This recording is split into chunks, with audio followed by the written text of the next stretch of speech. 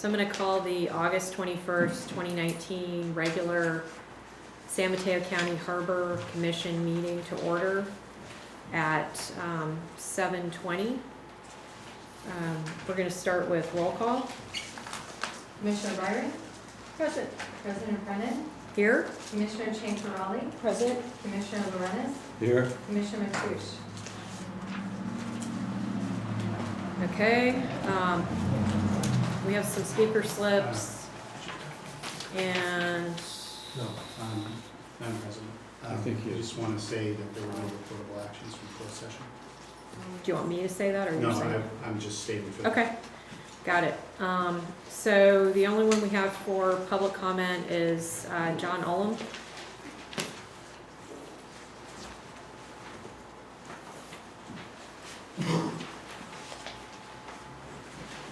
Hello, John Ullum, Captain Bay. I've obtained a document that seems to indicate, to a degree anyways, the responses provided by the district to a certain sexual harassment case. And per that document, it looks like the responses that the district provided were not accurate and were fairly slanted. For example, the district, which is the respondent, asserts that Mr. Matoush sent a pornographic email to 40 individuals. Well, what they don't mention is he sent it to 40 men and 1 woman. Now, he didn't send it to a bunch of women and men. He sent it to 40 men and 1 woman. And that apparently is not mentioned by the respondent. Another thing that the respondent points out is that Mr. Matoush denied ever talking to Ms. Brennan about sex. Well, he's quoted in the newspaper after first lying that he didn't do it. He's quoted in the newspaper saying that the reason he sent the pornographic images was specifically to discuss lesbian sex. It says it in the newspaper that he didn't understand the lesbian world, and that's why he sent the pictures. So I'm wondering if the respondent pointed that out, because that would fairly impinge on the credibility of the statement. Another thing that the respondent asserts is that one of the reasons that Ms. Brennan was sanctioned is because she has sent letters with false information to the Oyster Point, to the San Mateo Daily. Took a while to track down what the heck that was about, but it was apparently something about Ms. Brennan claiming that the harbor was built, or the marina was built on top of a Superfund site, which it in fact is built on top of a Superfund site. You can look it up, it's in the archives. And I can show you a picture right now if that would help. The respondent also states that, Ms. Brennan was sanctioned because of an incident where Mr. Matoush prevented her from being arrested. They make it sound as though there was a police officer at this meeting, and Tom Matoush somehow intervened between that officer and prevented an arrest from occurring. Now, I've been to several of those meetings. There were never any police at those meetings.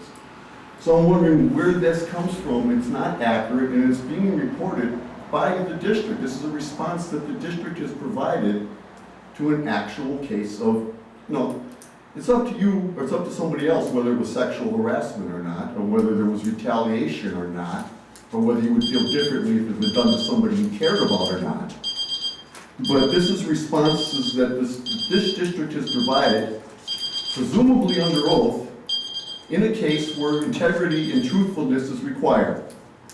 So, I know I'm about to go, but I'm sure the lawyer can answer this question if somebody will direct him to. I will be filing a PRA request asking for that response to see what else the district included in its response that is not accurate. Is that going to be supplied to me, or will that be denied under some sort of privilege or confidentiality? Thank you. Oh, and please answer if you can, because I will send the PRA. If not, I won't waste your time.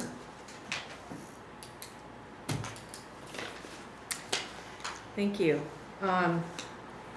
Next, we have commissioner comments. Do we have any comments? I do. So in our packet, there was a page about committee meetings and, you know, when how many times committees have met, et cetera, et cetera. But what was missing from this page is the ad hoc committee for the general manager search, which I think is a very important committee because our task as a board is to hire a general manager. So I'd love to get a status update because when I spoke with the headhunter or the executive search firm, I think back in June or July, I was told that the timeline would be probably around now that the board would be interviewing people or candidates and that we might be able to hire someone by September, October. I understand that we've had multiple or not me, I'm not on the ad hoc committee, but that the ad hoc committee has met, and so I'd like to know the status of where we are on that, because that is one of our biggest tasks. Don't you chair that, Commissioner Brennan? This is your comment. Yeah, so I would like, can you please at least Do you wanna put that on for an agenda item in the future? You could do that at the Okay, that's fine. appropriate time to do Well, that. anyway, it's very disappointing that the one important committee that is tasked to basically hire the new chief executive was not on here, and I believe was left off intentionally. Any other comments? Nancy? No? So I'll just report on just commissioner activities. I went to the Gulf of the Farallones National Marine Sanctuary Advisory Council meeting, happened to be in Half Moon Bay at the Yacht Club this time, which was very convenient. There were several topics on the agenda that relate directly to what we do here in the district. One of them was shoreline fishing gear and threats to pelicans. It wasn't on the agenda, but as part of this, they did talk about the impact of the squid lights, the high-intensity squid lights that fishermen use. We've been actively trying to discourage the local fleet from going in and out at night with their lights on, because what happens is, well, I guess first I should tell you is that Pillar Point Harbor is one of the largest roosting areas for pelicans on the west coast. We get sometimes 20,000 pelicans roosting here. Like right now there's in the range of about 2,000 that are roosting. So what happens with the squid boats is they go out at night out of our harbor with their high intensity lamps on, flush the pelicans, and then the pelicans try to land. Well, they need a certain speed to land, and so they can't slow down and land. They don't see very well, and the result is that we have a number of birds right now in our harbor that they're severely damaged. They break their wings or their legs, and there's nothing that can be done. They're just going to die. And to me, that seems like a real easy fix. And like I said, most of the fishermen that come out of this harbor know not to do that because our staff has informed them, but we have a problem with the folks that come from all over the place. We get people from Alaska coming down here to fish, and so our Wildlife Protection Committee is going to work with staff to try to find some solutions to that. It's actually a really big problem. The other issue before the Gulf of the Farallones National Marine Sanctuary was coastal resiliency. They've been working on a sediment management plan for San Mateo County, and so I just asked that we be involved in that while they work that out. So it's another bit of information that we can use in our Sea Level Rise Resiliency Committee to do what we do. The other topic was whales in the sanctuary. They talked mainly about ship strikes and also entanglements. In our harbor, where it's relevant to us is that the crabbing fleet is actively working on ways to not mitigate, but to reduce the entanglements with whales. And we'll talk about that in our Wildlife Protection Committee. There's folks that are trying to work with our fishing fleet to try to mitigate that. So I'll have a report. Great, yeah, thank you, Ed, for that. So I just have a couple things really quick. I wanted to mention that Over the weekend, I had the opportunity to attend the Evolve Summit, which is put on by a publication that's dedicated to outdoor recreation. And that publication is called The Inertia. And The Inertia had a one-day summit in Los Angeles, which I attended, and had a chance to speak to the audience there about the work that has been done to include women in the Maverick Surf Competition, and got to talk about the fight for equal pay globally for women in surfing, and the success that was achieved through my efforts in the Committee for Equity in Women's Surfing, and also with support from this district, from the San Mateo County Harbor District. So I was pleased to be there as a representative, and just wanted to share that they passed out awards, and I was awarded 2019 Social Advocate of the Year or whatever, and our committee also received an award as well. So that was a lot of fun. I talked about the Harbor District. It was a great event, and there was a lot of enthusiasm and a lot of really happy people. And there were some other amazing speakers there. So if anybody's interested, you can find a full-length video of the entire summit published on the Inertia's Facebook page. And I believe that they're also going to be breaking out each panel discussion by segment. So they'll have segmented videos as well as soon as they have time to do the editing and everything. So that's the update there. And oh, I should also mention that Kayla Kenley was there, who received an award just like this. She's the current worldwide big wave woman champion, and then Bianca Valenti was there and received an award, and she is currently the Latin America women's big wave champion, and for the second year in a row, so very excited for her. So that's the update. Congratulations. Yeah, thank you. So next we have committee updates, so that might be an appropriate time to discuss questions about committees. I will respond to Commissioner Chang Karali's concerns about what's on the list. This was the first time we've ever put a list like this together, and Debbie was really nice about creating this little matrix. And it has standing committees on it, so it doesn't include ad hoc committees. There's a couple of committees missing, so like the GM search is one, and then another one would be the like the Oyster Point Liaison Committee. No, it's on here. Actually, there's two. There's one that's just a committee of 2 people, and then there's one that's a committee with South City. So there's actually 2. Yeah, there's actually 2 committees. Only one of them is on here. But we can certainly add committees to this list, and I'm all for that. I don't see any reason why they can't all be here. I think we just have to make clear what type of committee they are so that the public isn't confused about the type of committee. And the other suggestion I would have is we should probably just list the names of the commissioners who presided over the various committee meetings, so it's clear, you know, who was there, who was on the committee, whatnot. And then also any public members that are on the committees. Oh, and I should put that out there.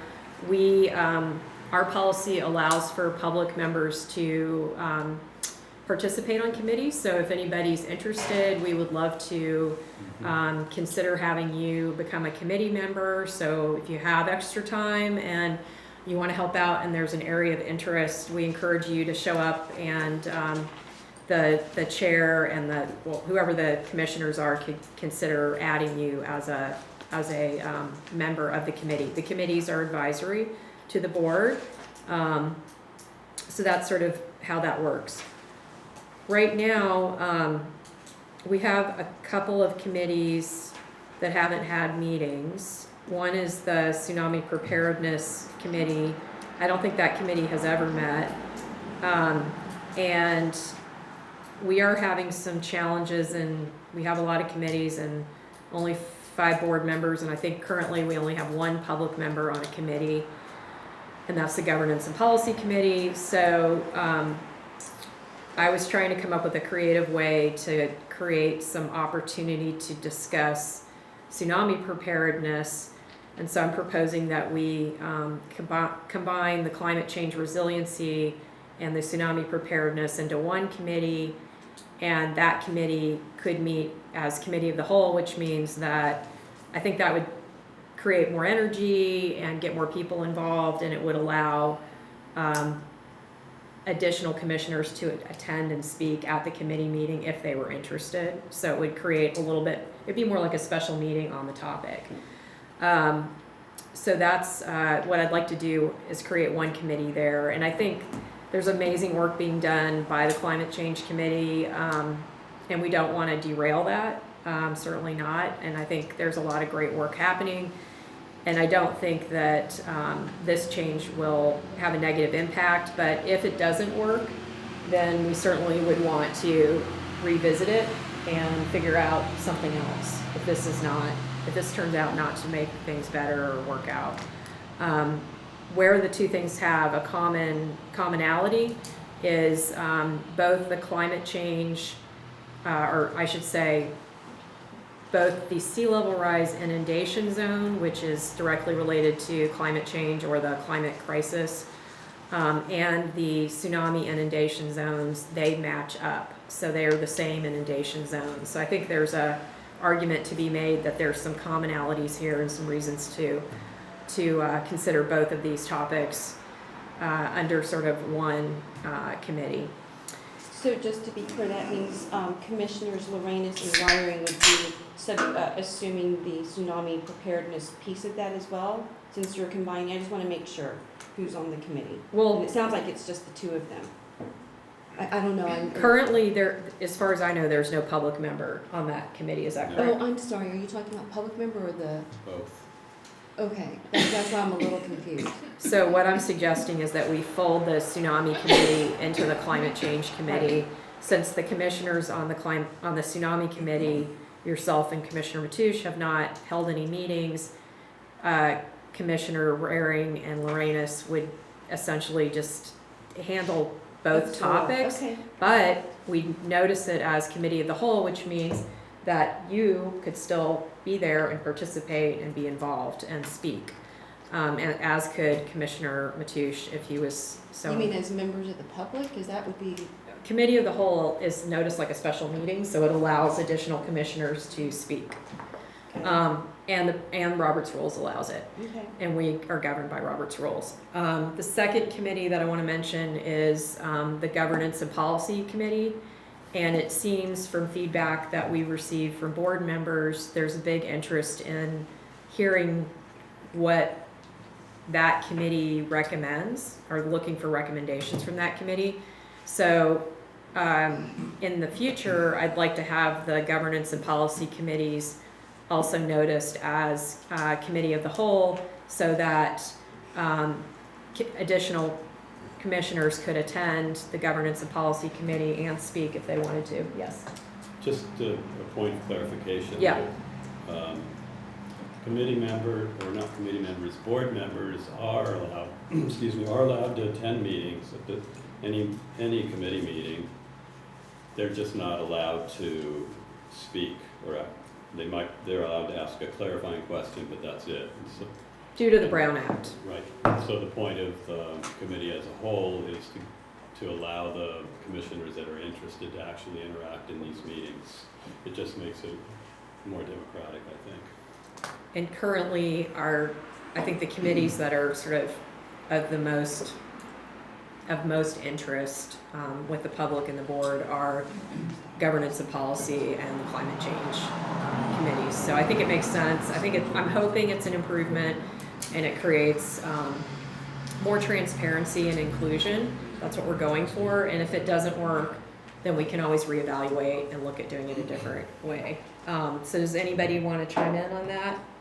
I'd just like to say that I think that one of the committees that should have the highest priority right now is the general manager, the ad hoc committee for general manager search. And I'm wondering if there's a way that we can help move that search forward a little Well, faster. that committee has been meeting, so I don't know if you're aware of that. And it's been meeting, and the workload is big. So we have been wading through like ring binders of, the great news is we got a huge response. So we have been reading through, I'll let Ed speak for himself, but I know I've read through all of the information that's been provided by our recruiter.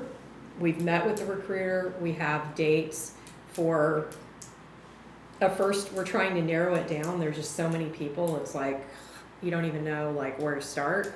So we're trying to just sort of do a first pass, and so there's a schedule for that already, it's already scheduled. And then the next pass would be, it's coming to the board for a process, for an interview process. So it's all like, I don't know how much faster we could possibly move. I mean, it's all scheduled, and would you like to chime in on that? Only to say that this is another example of, it would be great to see our commissioners at these meetings, because they take a long time. And It's a lot of work. It's a lot of work, and we welcome you guys to be there just to see what's happening. Yeah, okay, and when, you said you'd be bringing us in front of the commission when? We're going, Debbie, why don't you tell us what's scheduled, because you have the I dates. heard September 4th, I just heard today was that day that the ad hoc committee would be meeting, I believe with John. I'm not sure, maybe, no, I think it's just the two of you, the ad hoc committee, and they would be interviewing over the phone. So there's gonna be because there's so many applicants, we're doing like a phone interview to try to narrow it down to like, because we couldn't it would be like a week of interviews if we interviewed everybody. So we're trying to narrow it down so that we're only doing 2 days of interviews once we get people here, and some of them have to travel. So by doing phone interviews, we can just not have the expense of flying people in for a first interview. So that's the plan. How many applicants are there? There are over 40 for the GM. Yeah. Applicants, and so how many do you plan to interview, all 40? No. We took the recommendations of the recruiter. Okay, and how many has that been really? I don't remember, but it's a lot. Yeah. It's a lot.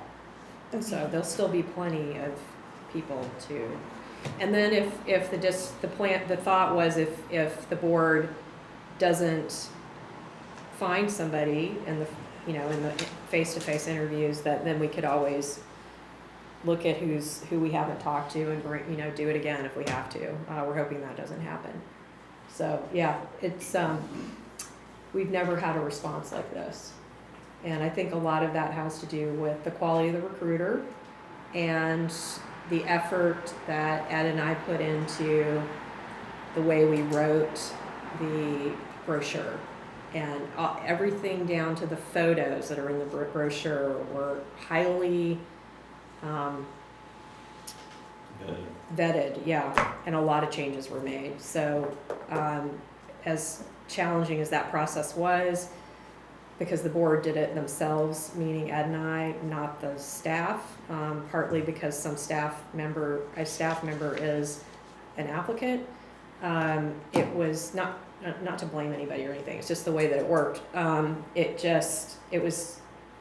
have a full-time job, so, I must have put in several days of just trying to work through the brochure issues, and it turned out great. So we now have that as a template. Hopefully we won't need to use it again anytime in the near future, but we have that as a resource if we do need it. Can you say anything about Harbor Master?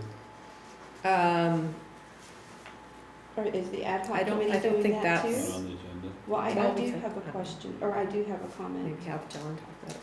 Yes. So it looks like the Oyster Point Liaison Committee has not met. So I just want to express my concern and alarm that there was no input ever from the city of South San Francisco for a marina that we're charged to manage, that we were only allocating $37,800 for them in the capital improvement project. And I'm just a little concerned that we did not even collaborate with our partner, City of South San Well, Francisco. our partner is in the house, so if she wouldn't mind, is there interest? Well, but there's no, but Excuse they me. have no, they don't manage the schedule for when our liaison committee meets. We have an opportunity to communicate, so the question would be, Well, this is there interest on the part of city council in having a liaison committee meeting? Because that's 2 members of the council and 2 members of the Harbor Commission. Do you know if there's any interest in doing that? I would have to get back to you. Okay, if you could, that'd be great. Definitely. Thank you. Anything else? nope, that's it, thank you. Okay, so moving on, I know we've got people waiting. Next, we have consent. Yes, and I'd like to remove item 5. I was planning on removing 5, so that's 2 of us. Anything else? Anybody want to pull bad debt write-off or anything like that to do with money? Are we good with this? I'm good. Okay, so we're gonna move. Item 5. Yeah, we're gonna, let's just, I'll move to approve the consent calendar without item 5. and I'll second. Okay, ready for a roll call? Yes, please. Okay, Commissioner Chantarelli? Aye. Commissioner Riley? Aye. Commissioner Lorenz? Aye. President Brennan? President Brennan? Oh, I'm sorry, I couldn't hear you. Aye.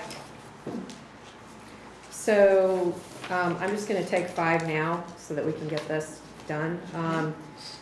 And the reason I'm pulling 5 is because, it's an unusual request and I want to make sure the board's informed about it and the public, and I could take it or leave it, but I did check with John and thought I would check in with the board. So I have been asked to meet with city officials in Honolulu. This was a very last minute request. What they're doing is they're having a meeting about their shore water rules, which they do once a year, and we did include the shore water rules in the packet so anybody can read them. The shore water rules are it's the policy document that governs all surf competitions in Oahu. And Honolulu City Council governs the whole island, if that makes sense. It's kind of complicated how their government works. But anyway, for years, I have, sort of off and on communicated with the mayor and asked him about, have you guys looked at, sort of what we did here in California with requiring that women be allowed to compete.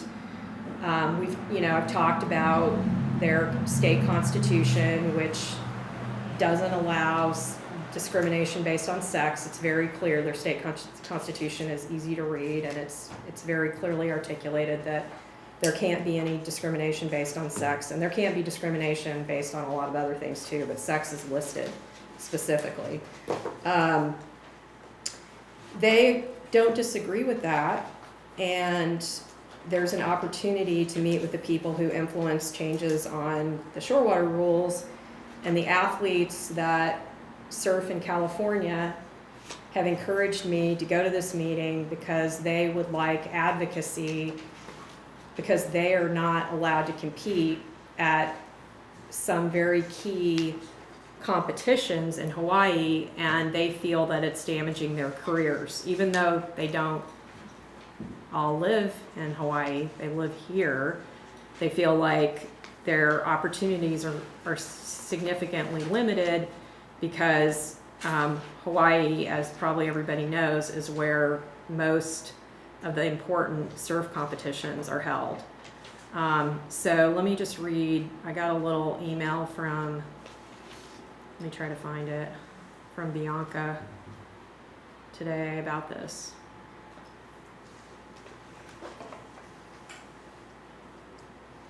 I think this is it.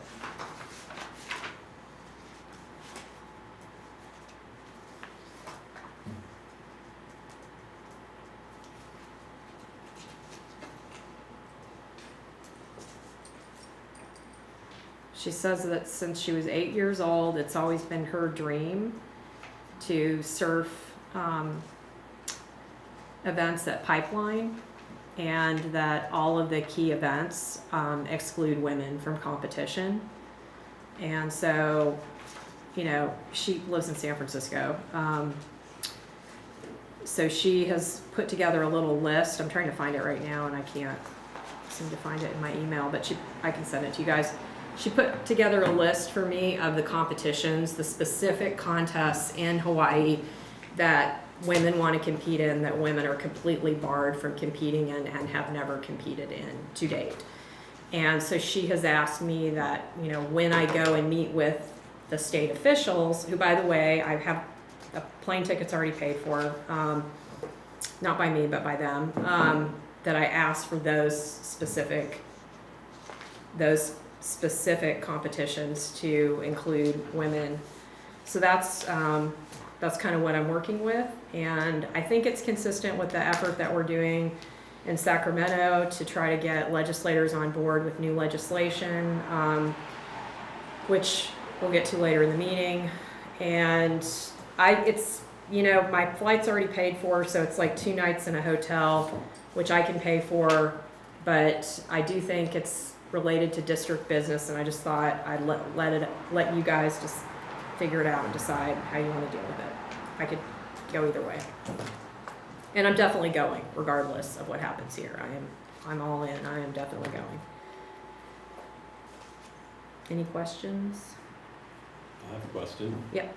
Will you have an opportunity to discuss in the broader context of surf contests and how they manage them? Because we have not that great a history of managing the Maverick surf contests. Get some And- ideas, I mean? Yeah, Yeah. and how they manage the different, I realize Hawaii is completely different. It's the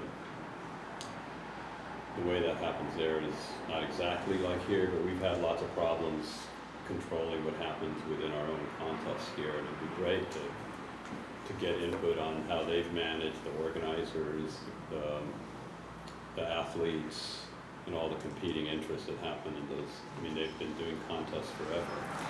Well, I'm glad you brought that up, because they actually have started talking to me a little bit about that, but I have a lot of questions. One of the things that was mentioned is sometimes they divide things up by teams, and we don't ever, like, Right. we don't have teams here. And so I know how teams work with cycling, because it's always, you know, each sponsor sponsors a team, Yeah. and then everybody races, and then they tally up which racers did the best, and then they come up with a total number for each team based on so you kind of race as an individual, but then there's a tally at the end that decides on which team won. So you win as an individual cyclist, and then you also can win as a team. And so I'm pretty sure that it works like that. So there's just you're right, there's a lot of different ways of doing things. And I'm definitely gonna be asking all those questions. I'm there to learn more than anything about, you know, their process. And I've read the Shorewater rules many times. If you guys took a crack at it, then you have some idea how complicated it is. And they do a point system, and it just kind of makes your head want to explode when you read it. And they say that the system they're using is not working.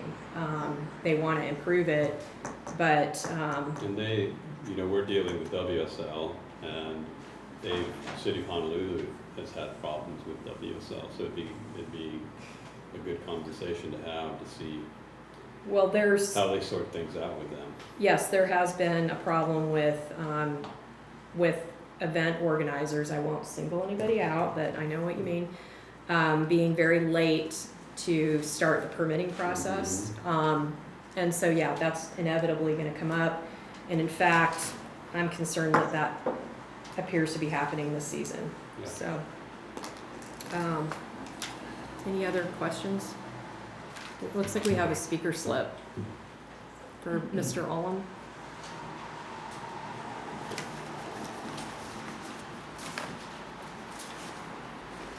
Well, I would have to say, in most circumstances, this kind of way of doing government drives me nuts. That on the face of it, hard to describe why it's an issue. Why you would go to Honolulu and speak to them. But then I'm reminded that that permit's worth $100,000 a year.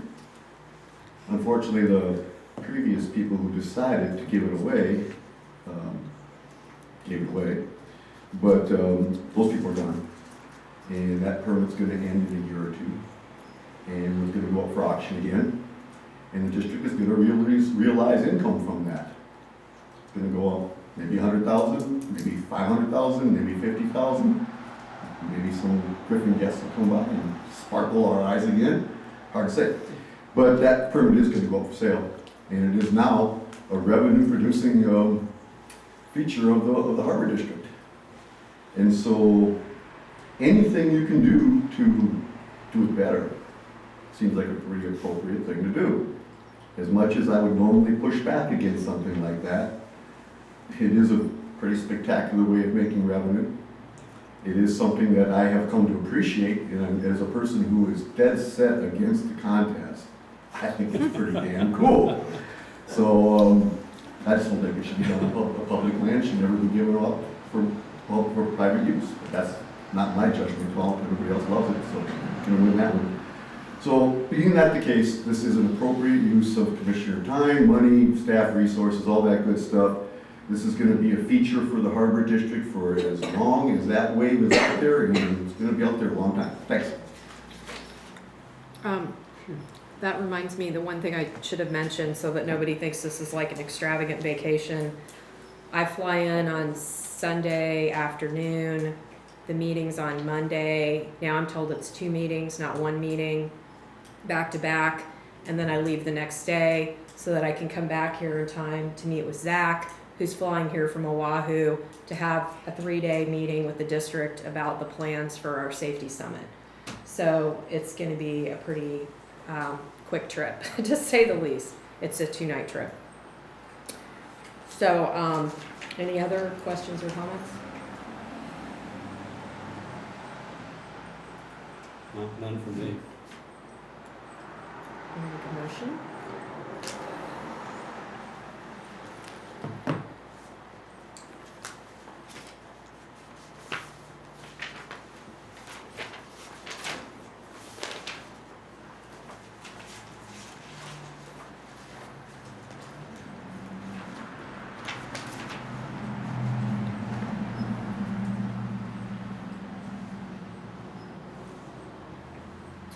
Okay, I move to approve reimbursement costs other than airfare for out-of-state travel to Honolulu for Commissioner Brennan. Airfare costs? No, not airfare. Just I have that. everything except airfare.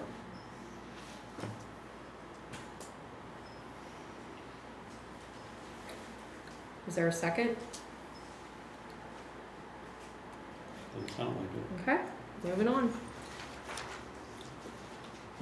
So next we have item discussion D, which is item 8, San Mateo LAFCO Agency Formation Commission draft municipal service review policy and draft sphere of influence discussion from LAFCO representative Van Hoff.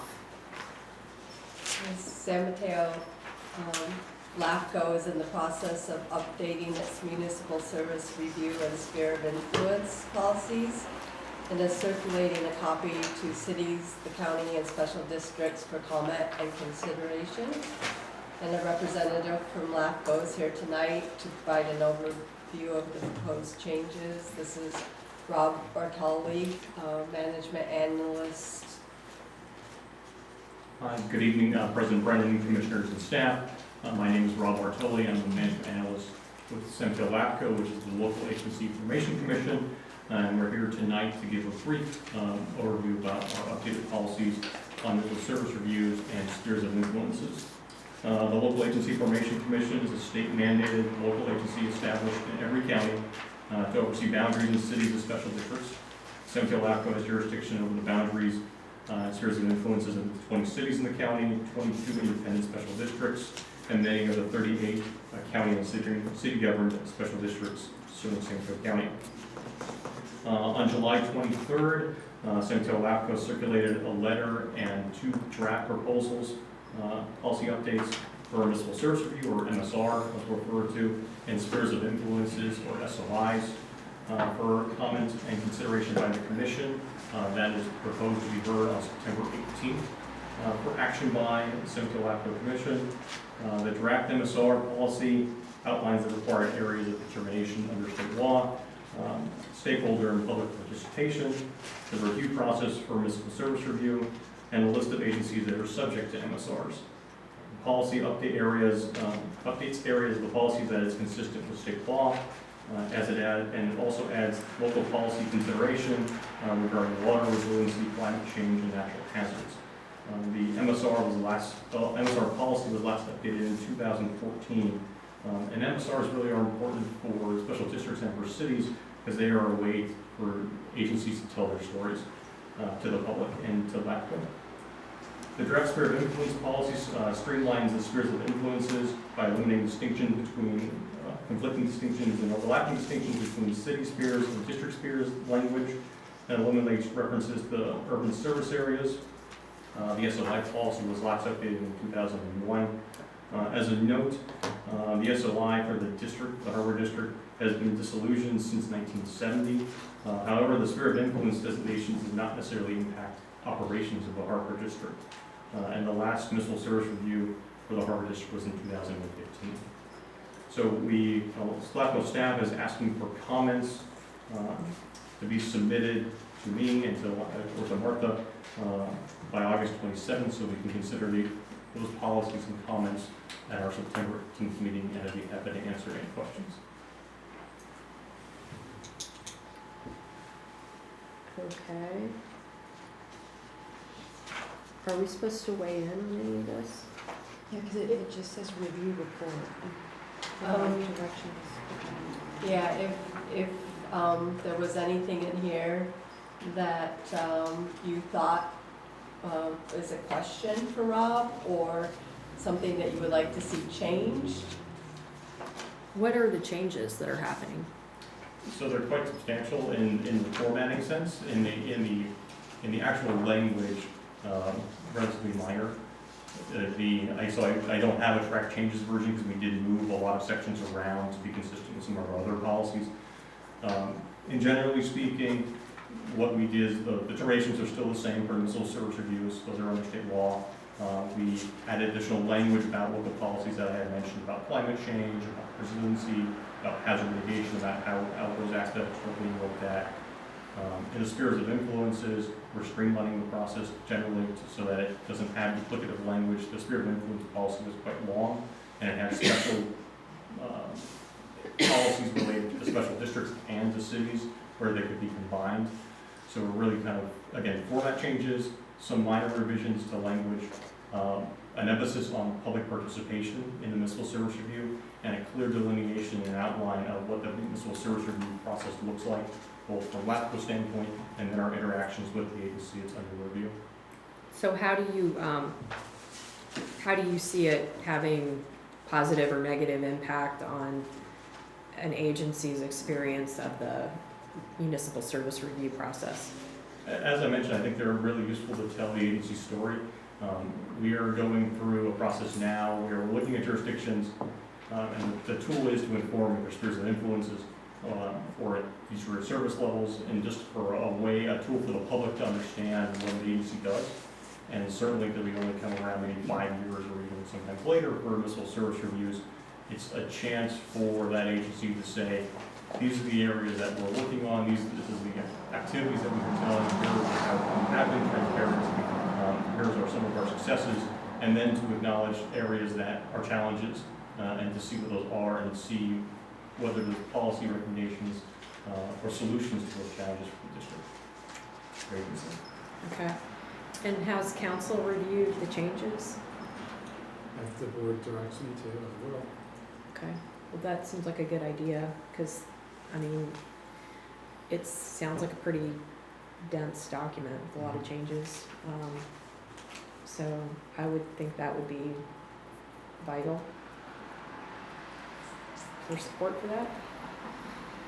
Well, hi Rob, I'm Nancy Ryring, and I attended the CSDA meeting the other evening that you and Martha Boyados were at.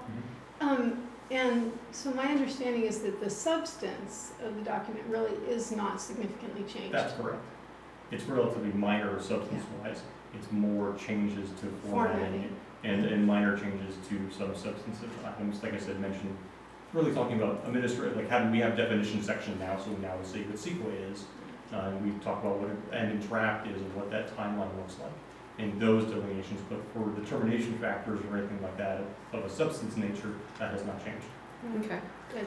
And was there a change in the term of review? Is it 5 years or 7 years? That was a discussion at that meeting. It Right. is still 5 years. under 5 state years. law. It's 5 years as needed, As is the needed. specific statute. Thank you. Have you received any comments so far? We have received comments from one agency, and they are just willing, they just want to keep track of the MSR SOI policy update, but they didn't have any comments regarding the policy itself. And what's the deadline for comments? It's August 27th. So pretty soon. Next week. Yep. Yeah. I mean, I think that anytime we get something from LAFCO, it's always a good idea to have council take a look at it. So I support that. And it sounds like you guys are doing great work and that you're making really positive changes. So sounds fantastic to me. And it sounds like there's also nothing for us to do, right? Certainly have your council look at it and have the commissioners look at it, and if you have feedback, be more than happy to accept it, or if you have any questions offline, we'd be more than happy to talk to Okay. So council. since the deadline is the 27th, are you wanting me to submit comments if I see anything? I mean, I think if there's something that we That's substantial. should be concerned about, certainly, it sounds like there won't be, but I think it'd be a good idea to just give it a glance and see if there's anything that pops out. If I don't see anything, is the board okay with me not submitting a comment? Or Yeah, just I would be. letting you Yeah. know that? I think if you could just maybe send us a note and say, hey, I looked at it, I didn't see anything, Okay. that would be great. Julie sent, I think you sent all of the commissioners an email on August 13th with the files containing the LAFCO letter and a summary of the items. I got That was that, in the Dropbox. yeah, I got that, but Bill didn't look at it. Okay, And Oh, that, I'm it's- sorry, Yeah, yeah, mixed up with it's another another deal. Yeah. So, right. Okay, President great. Brennan, I'm sorry, Yeah. do you have a public comment? Oh, sorry,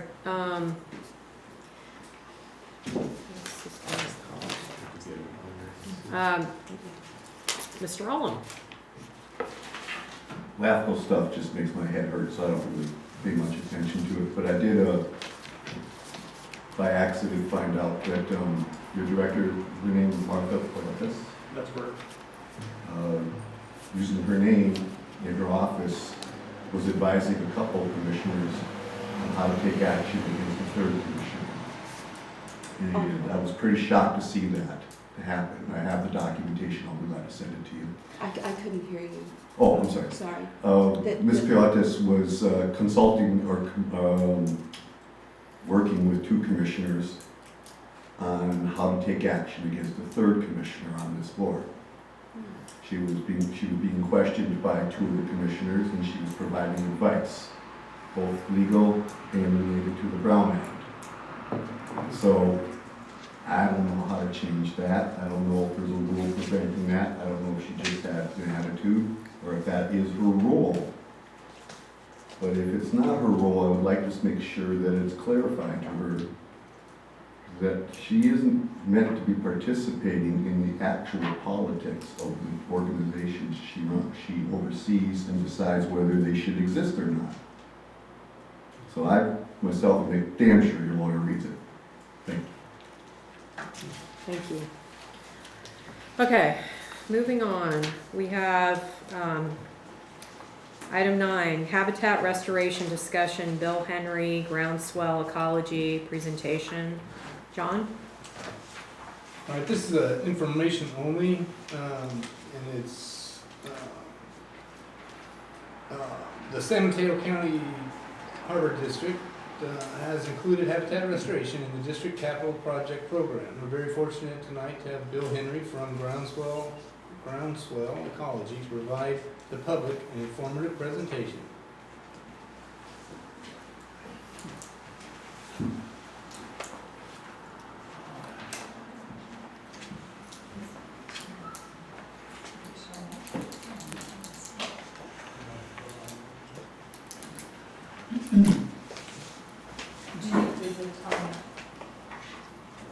Might want to darken it a little bit.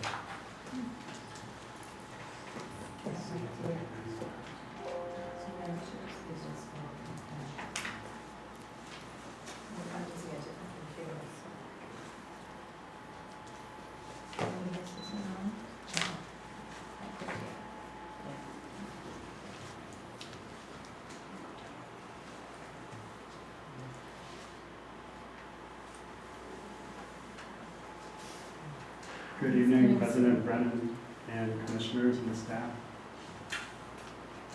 Bear with us 1 minute. You got it? How much do we want? Tell me the cameraman, tell me what you want. That's fine. All right. Okay.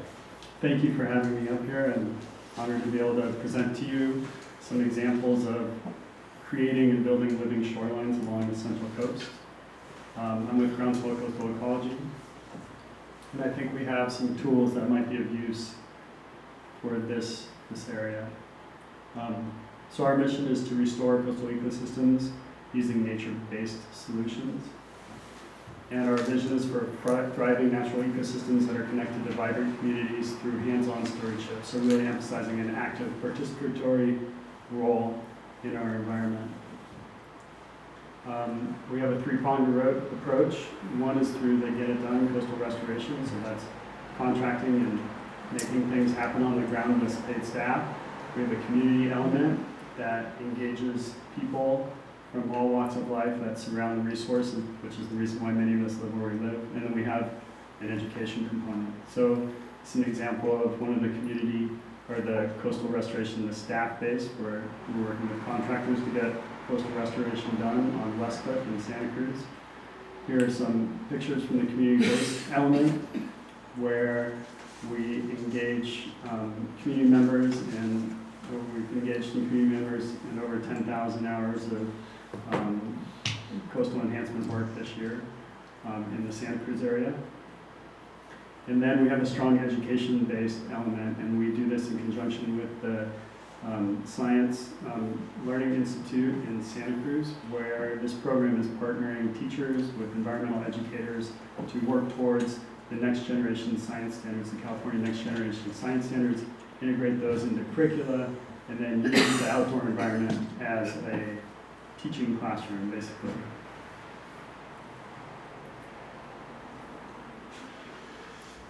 And so this is really effective in getting an ownership sense of the coastline and allowing people to help make positive change in our coastline. And it's really about building community around the resource, and we all see that around our resources, and then it's here at Roller Point, it's along the Central Coast, and it's getting people together to do good, and lasting good that has some permanence to it. So we've talked a little bit about coastal adaptation, and we're facing the same thing all up and down the coast. We have heavy visitorship. We have this dynamic system, and under a big pressure to constrain it to a narrow corridor, right, a narrow window. And then that's all compounded by climate change. We have increase in storm frequency, sea level rise, and increased use. People are using the coast more. If we have a no snow year in the mountains, our coasts are loaded with people during the winter. So we're changing the distributions of people. And as part of this adaptation, it's thought that 33% of our shorelines will be hardened by 2100. So that's a large percent of the coast. And we argue that living shorelines are a good way to accommodate some of these changes. And the big takeaway from this infographic is really finding a blend where we're going to need some areas where hardening will be a component of the build-out. And some areas can be accommodated with all soft solutions. But finding the sweet spot where we can complement the two and make them work. And no one solution is going to fit all locations, and that's one thing to remember. So this is last year's project sites. We partnered with about 12 schools, 10 different sites in Santa Cruz. Now we're working with Pescadero High School on Tunitas Creek. It was recently acquired by San Mateo County Parks, and this partnership is in conjunction with Post and Mid-Peninsula Open Space as well.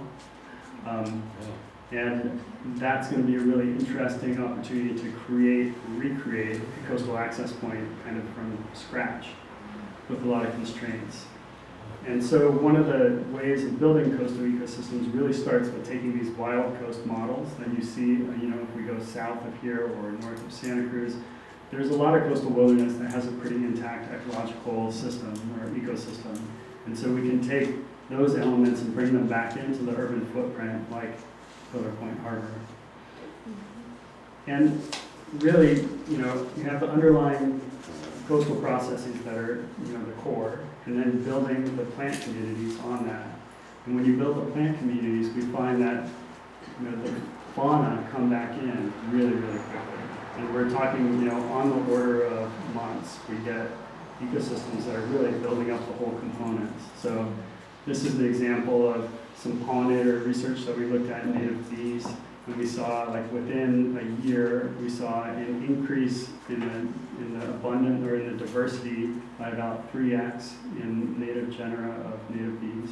And we saw a 10x increase in the abundance, and that's in less than a year. So the thing to remember is that, that's not just the bees, that's, the other insects, the other pollinators, and these also support a diverse habitat or diverse array of higher order fauna.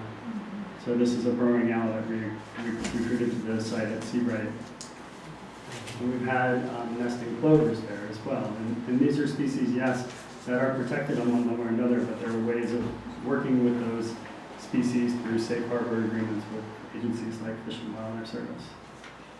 Here's an example of the Seabright. This is one of our projects.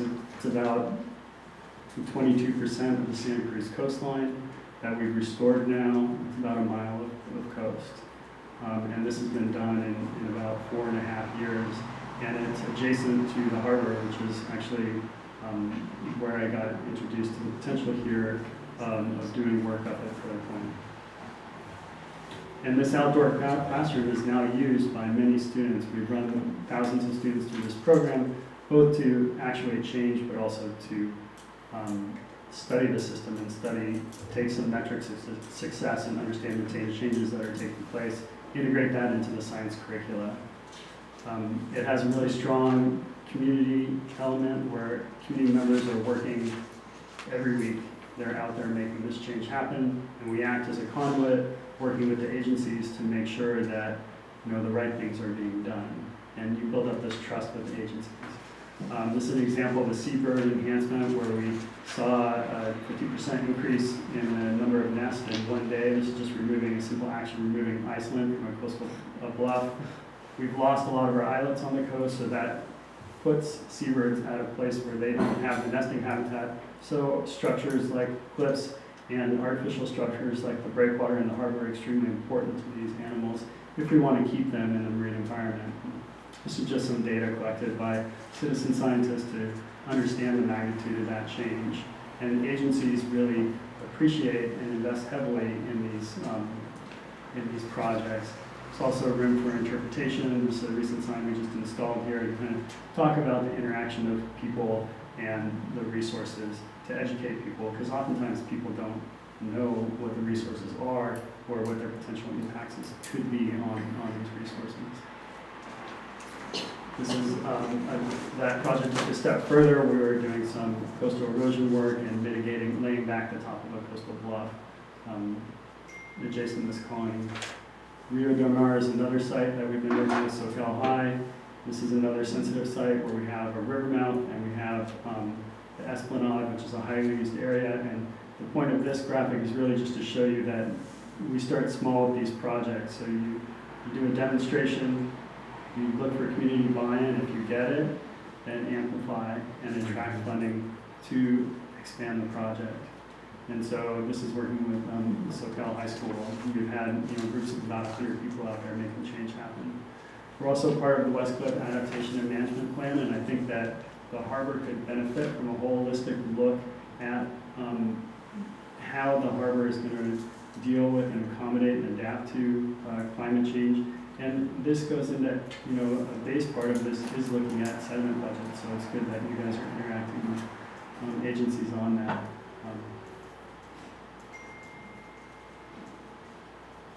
So what makes a good build out? First is maintaining these coastal processes, as you guys are well informed with that Surfers Beach and the sand replenishment project. Then building ecological function, maintaining a sensible working landscape. We have that here with the fisheries. Pillar Point is of vital importance to the regional economy. We know that, for example, the squid fishery is the most lucrative in the whole state. It is? I'm sorry, it's kind of noisy in here. I didn't hear the last thing you said. Oh, the squid fishery is the most lucrative in the state of California. Thank you. And this is a key port for that. And also maintaining recreational function, which is a huge income generator and helps build community as well. Then there's the aesthetic, and that feeds back into our sense of well-being and preservation of our coastal identity. Again, why we live here. Some of the potentials for project here could be the East Harbor, the Inner East Harbor, and then Surfers Beach as the sand replenishment project proceeds. There's also the frontage zone along the harbor, which is really kind of the face of the harbor that you see as you're passing on Highway 1.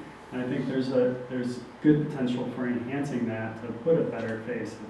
It's more than just putting a new sign up for the harbor. And these actions are relatively low cost and very effective. I think one of the first things that could potentially happen to integrate this model would be the West Trail and down into the West Jetty dunes, and there's some potentials with upcoming funding with Prop 68 and other sources where we could generate funding to make this happen and make it a holistic build out. Again, I know that there can be certain plans for sand and for sediment, and so working around those, for instance, the interaction of the East Harbor and Surfers Beach, and thinking about sources and sinks, but in the end, trying to ensure that the build-out has some kind of a resilient ecology, I think is going to be important to the health of the community, both people and nature. There are also several schools in this area that would be amenable to working with this and working in a living laboratory. And there are no facilities here, but I do argue that there could be a facility here that would be of great use to the community for events, where you could host events that would highlight the harbor's interaction with the ocean and with the public, and then also maybe serve as a conduit to spread this kind of work up and down the coast and serve as a Central Coast hub. Part of that could be integrating some component that proliferates stewardship out of this facility. So that could be some kind of a propagation facility and allow people to participate hands-on rather than just visiting to see something, to actually visit to participate. So this model is scalable. There's plenty of space to work up and down the coast. Working across multiple agencies we've had really great response with that, working with Fish and Wildlife, Cal State Parks, U.S. Fish and Wildlife, NOAA, the sanctuaries, etc. So I just encourage you, these are some of our partners from the community level to the federal. Get involved with coastal habitat restoration. And with that, I can take any questions. Thank you for your time and letting me run through that real quick. Thank you. Thank you. So I have lots of questions and comments, but I'll wait for you guys. Bill, thank you for that. So I have a question about, you mentioned that the facility that you were showing at the end, it allows an opportunity for community participation. Is that something that you get involved with as well, or is that individualized by each community? So we facilitate that by, generally speaking, the way it's worked is to start a pilot project at a site and then identify through social media and other forums participants in that. And as that evolves over a year or two, identify leads within that and then enable the capable leads over time to grow the project and then act as a feedback between them and, say, the managing agency. In this case, it could be the port district. For us, a lot of our lands is California State Parks.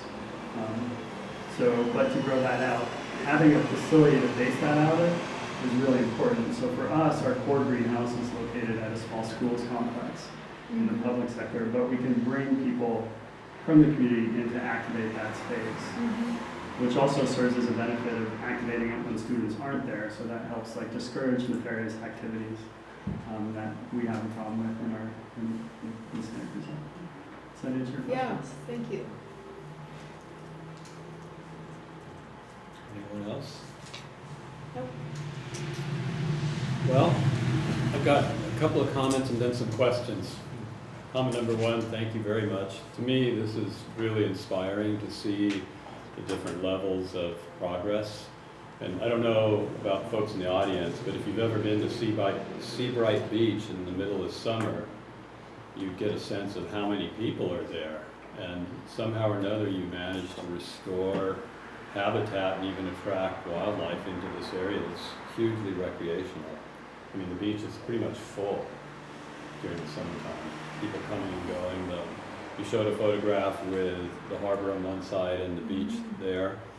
And any given day, even during the wintertime, there's people going back and forth. And how did you manage to get that level of success with so much traffic? I mean, you got a burrowing owl coming back into the picture because there's dogs, I mean, there's everything. That site has some unique attributes to it in that there are certain spots that are less trafficked than others. You know, I think that getting some of the rare things may be more challenging in a place like Surfers Beach. But that said, there will always be gems in there that work out. And there are places where people just don't go, even at maximum capacity. And that's part of the goal, is to design your build out to hit those armpits, right? The places that people aren't using, and start there. Take the trash spot that nobody wants to go into, and I think that there are opportunities for that here as well. The other comment I had for you is that Surfers Beach really isn't part of the Harbor District. It's part of Half Moon Bay. But having said that, it seems that successful projects like this in the harbor can extend further south to places like Surfers Beach. So I wouldn't completely give up on that. The most likely place for us to start a project would be in the West Trail, like you showed there.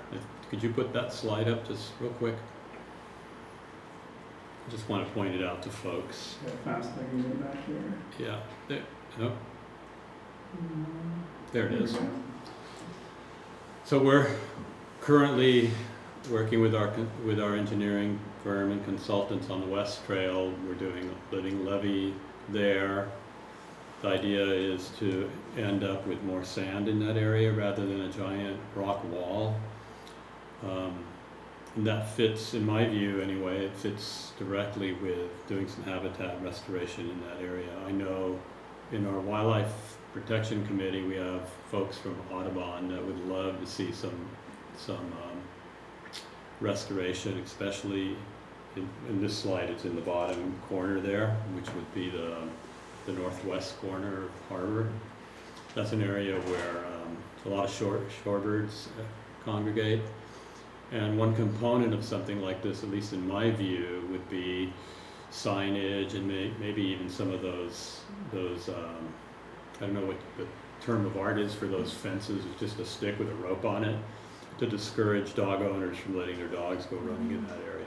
And symbolic fences. Yeah. And in that committee meeting, the dog folks seem to be fine with that. So it would not be a big issue with people that walk their dogs in that area. Right now, it's kind of no man's land. It's pretty far away from any scrutiny. And most of the plants are just ice plant and pampas grass. Sounds like a low-hanging fruit. One of the things that's helped us is that, remember, the process it's not black and white. And so knowing that people use these spaces and accepting that and trying to design around it, I think is really important to gain traction. Yeah, that was the other point I wanted to make, is that what I like about the projects you've done is they haven't been black and white. You know, they're not completely removing public access, because that's really important around here, because it's, in a way, you could argue that what you're doing is just enhancing the experience for everyone, and then protecting the shoreline. The other question I had was, several years ago, I was on the working group with NOAA to bring a visitor center to this area, and you know, with projects like this, maybe that's something that we as a commission could revisit, working to try to get NOAA to bring their visitor center here in one of our buildings. Where would we put that? TBD. To be determined, yeah. Or even some of the local businesses, like the Harbor Village, it's mostly empty. Yeah. This is an That example. is true, right. And every And you could restaurant is- argue that bringing a visitor center to a building like that could actually bring people in their building. 'Cause it's a place that a lot of us feel needs some encouragement. Having a way of integrating some kind of an outdoor hands-on to that, I think if you could find a way to partner those two geographically, would make for, I think, a more robust build-out Yeah. and more effective and used. Yeah, a lot of this is consistent with some of the work that we're doing on our strategic plan. Great. Okay. Thank you for your time. Thank you for Thank coming. you. Yeah, thank you. Appreciate it.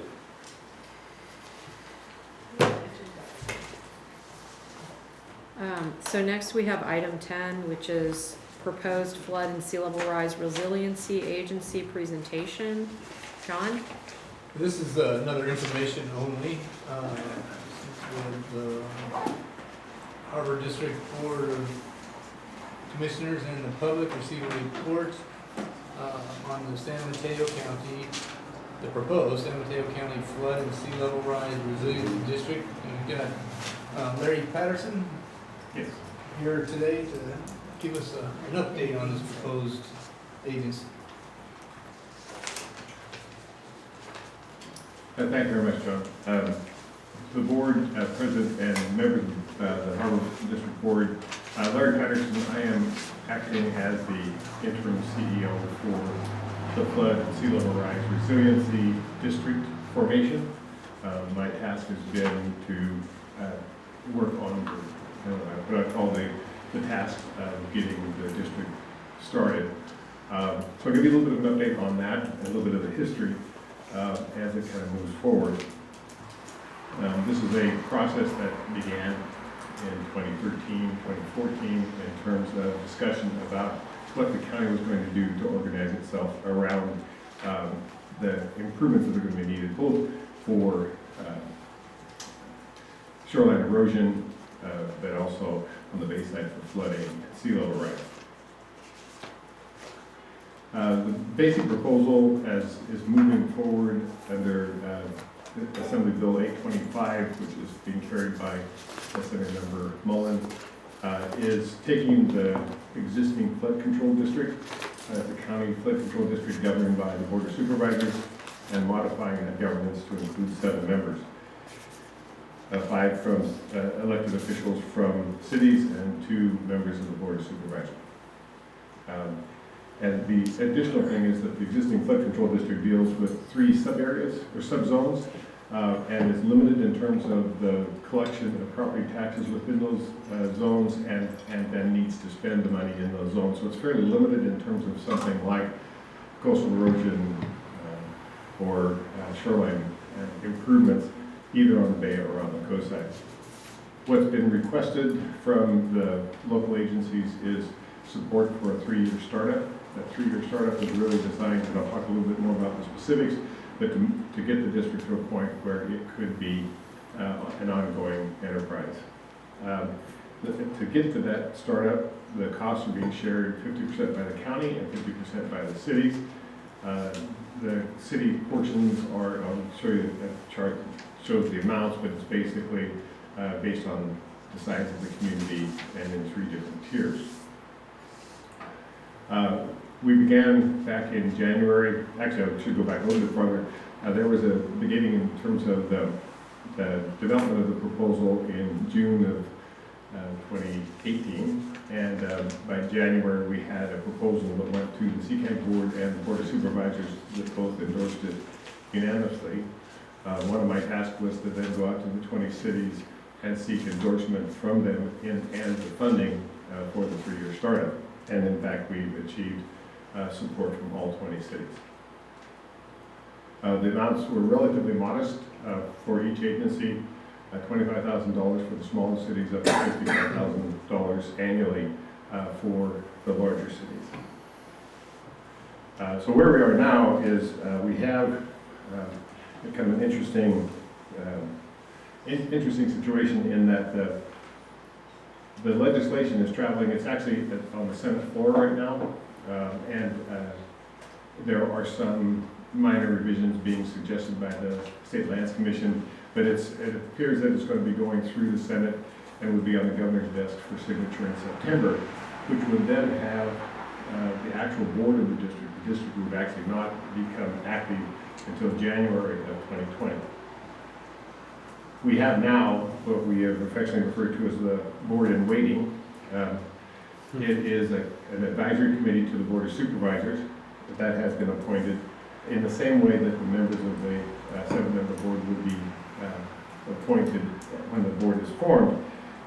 It includes Supervisor Horsley from the Coastside District 3, Supervisor Dave Pine as an at-large member. The city representatives are Donna Colson from Burlingame, representing the northern part of the bay side of the county. The central being Diane Tappan, Mayor of San Mateo. From the south, from East Palo Alto is Lisa Gauthier, and from the coast is Deborah Ruddick. The at-large member is Mary Ann Moyes-Derwin, who also participated on the CCAG Water Committee. So that group is active now. They meet monthly on the second Monday of the month. They are helping to kind of work through some of the basic issues to move the district forward, and when actually the board is seated in January to actually be active on day one. That's part of my job. A big piece of the initial 3 years is to get an investment strategy on how flood and sea level rise, coastal erosion are going to be managed. And part of that is that there are not as clear projects in each area. And there are a lot of different interests. I appreciated the presentation tonight, Surfers Beach being a great example of it's not just about sea level rise, but it's also about habitat restoration. It's also about coastal access. So there are a variety of different issues that have to be worked through. And the thought was that this investment strategy would be a vehicle through which the communities, the people, the residents, the businesses, the stakeholders, the agencies could talk about exactly what we want to do. And when you saw that in the previous presentation, that scale from green to gray, there are lots of choices and they're not all feasible. And so part of this will be working through kind of what can be done and what the cost of that is going to be. That means that there's going to be a robust public engagement process that would look at both engaging agencies, yourselves, other special districts. We've talked with the Mid-Peninsula Open Space District, and we'll be talking to others. We're talking to SFO, we're talking to businesses on the coast side, on the bay side. But the idea is to try to get people to understand kind of what the issues are and how we might address them, and to develop a process to get us to that point. And I think there's been a demonstration project through the county to illustrate how that can be done. One of the concerns, there are several concerns that were expressed by agencies about the formation of this district. One is, gee, we're going to lose control of our projects. We're not going to be able to move our own projects forward. We're going to have this board with 7 members, and they're not going to have our best interests in mind. One of the reasons for having the elected officials, the 5 elected officials, are actually appointed by CCAG, which is a 21-member board, which has all cities represented. But it's also not intended that this board would handle those individual projects. It is viewed by those of us who've been working on it as a resource bank, that when you're doing a project like, let's just take Surfers Beach, it's very likely you'll need support either in terms of permitting process, design services, in terms of just project management, those are the kinds of services that you would reach into this district and obtain. And that would be true both on the coast side as well as on the bay side. I have a question. So, what do you mean reach in? Would the Harbor District be able to go to this group and say, we need these services, and you guys would just do it? How would that work? No, not exactly. So this is the way it works. There are 3 existing MOUs now. But I'll use, since standing here in El Granada, you could envision, just like in the conversation, that something like Surfers Beach isn't just about the Harbor District. In fact, it's not mostly about the Harbor District. It's not our land. I know, it's half Bay, but you have a vested interest in seeing some valuable improvements to that coastline like the rest of it. It's not that it's not part of the coastline. We're trying to view this as one coastline. And so the idea would be that there would be agencies that have a project that would advance improvements, whether it's your West Trail, I think was the other one that you were talking about, but that the idea would be to form yourselves into a group through an MOU, a memorandum of understanding, that says that you're going to work together to advance these projects, and that this is how that's going to work. You could then go to this district and say, we want to do this project. We're working together. We're going to contribute staff time or other things towards its advancement, but we want to be able to use resources and experience that the district will develop that will not exist in most city agencies, that may be more available to you, but that things like going to the U.S. Fish and Wildlife Service to get permits or going to DCDC on the bay side. So it would be a matter of saying, here's what we want to do through this MOU. Now we want to reach in and see if you can help us manage the project, you can help us get permitting for the project, and you can help us get funding for the project. Those would be the types of functions that this new district would take on. So the concept was, the fear was, we don't want people feeling or believing that, or actually seeing that their projects get subsumed up into this central organization. It's really not intended. In fact, they stay here. They should be overseen here, but that you should have resources that aren't available to you today through this new district.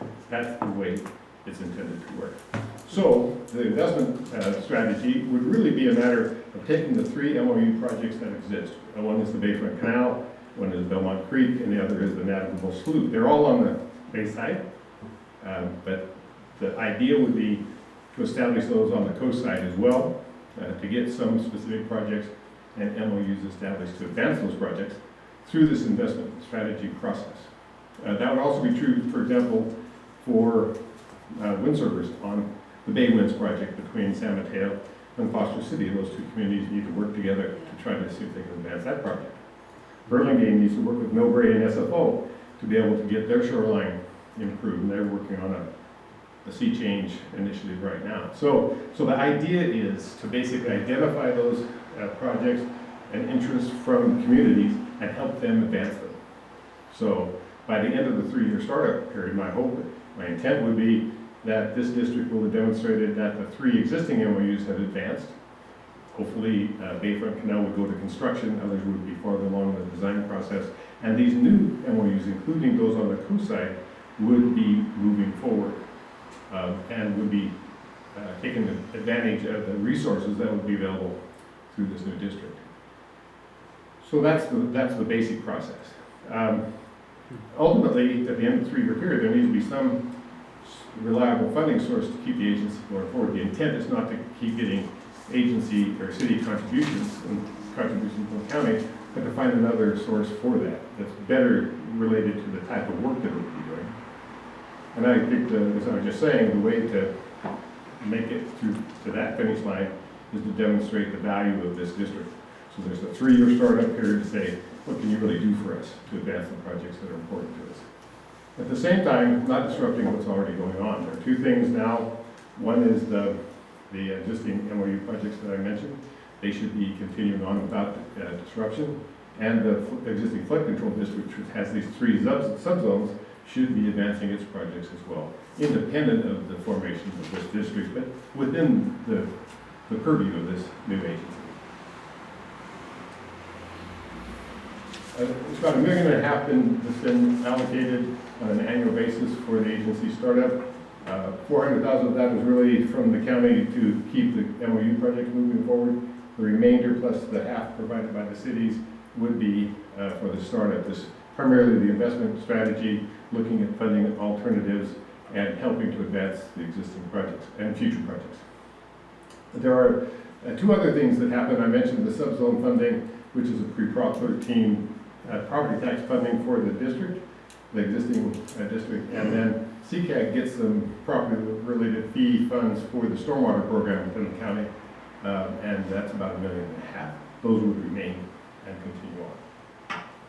That's a brief summary of where we are. Again, the legislation is traveling through the Senate right now, and we're hoping to have a governor's signature by September, and the district formed and acting in January.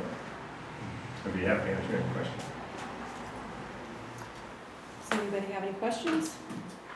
Thank you, Larry, for that presentation. It's really interesting to learn more about this. I remember when my town took a vote on participating in this program. Will you have any relationship with development proposals like Cargill and Redwood City? I think the short answer is no. That's saying, but that's maybe an answer that's too short, because the intent of this district is advanced projects, but that involves land, it involves funding, and so whether that is something that is included in the future is an open question. But when asked by the cities as we were forming this, putting forward this proposal, one of the issues that caused them, the local agencies, the most concern was the loss of local control. They don't want to relinquish the land use issues to another agency. And so the way I would view it, though, is that it's very likely that the district would be developing some development guidelines or establishing appropriate assumptions around sea level rise as cities move their projects forward, either whether they're infrastructure projects or they're development projects. So I think there'll be a connection, but it won't be dictating land use decisions. When you talk about developing some guidelines, how far out do you foresee that would be for the agency? A year, 5 years? I think it will be a process, so I don't think it's a point. I think that process is really already being initiated to a certain degree by the county's Office of Sustainability. I think there's work being done at the state level that can be applied. So I think there are resources that are available that will advance that work over the next several years. Thank you. I have a related question to Commissioner Waring's, and that is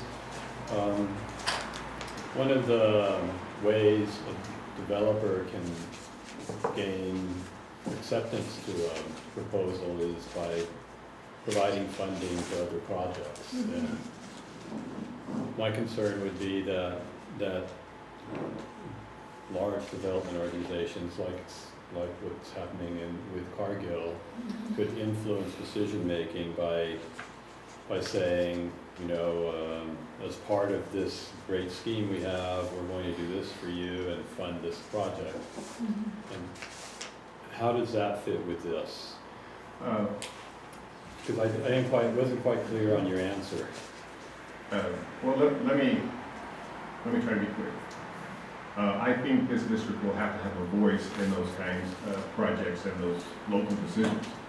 This district will not be making those local decisions. Those local land use decisions will remain with the cities within whose boundaries the development is being proposed. So Cargill, I think, is wholly within the city of Redwood City. Yeah. They would have a land use authority, but that what this district can do is to provide them guidance that avoids what we have and what we're dealing with now, which is a long history of building in areas prone to flooding. In my background, I was a city manager in San Mateo until December, and in that role, we were dealing with levee improvements to try to get out of the FEMA flood map.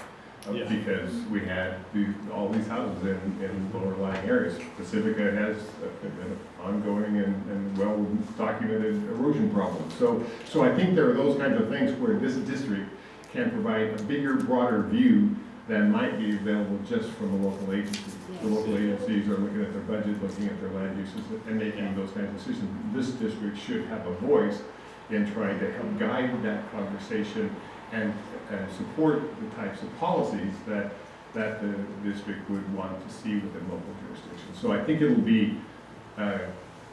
be cooperative, collaborative to a degree, but the responsibility for the land use decision will not move.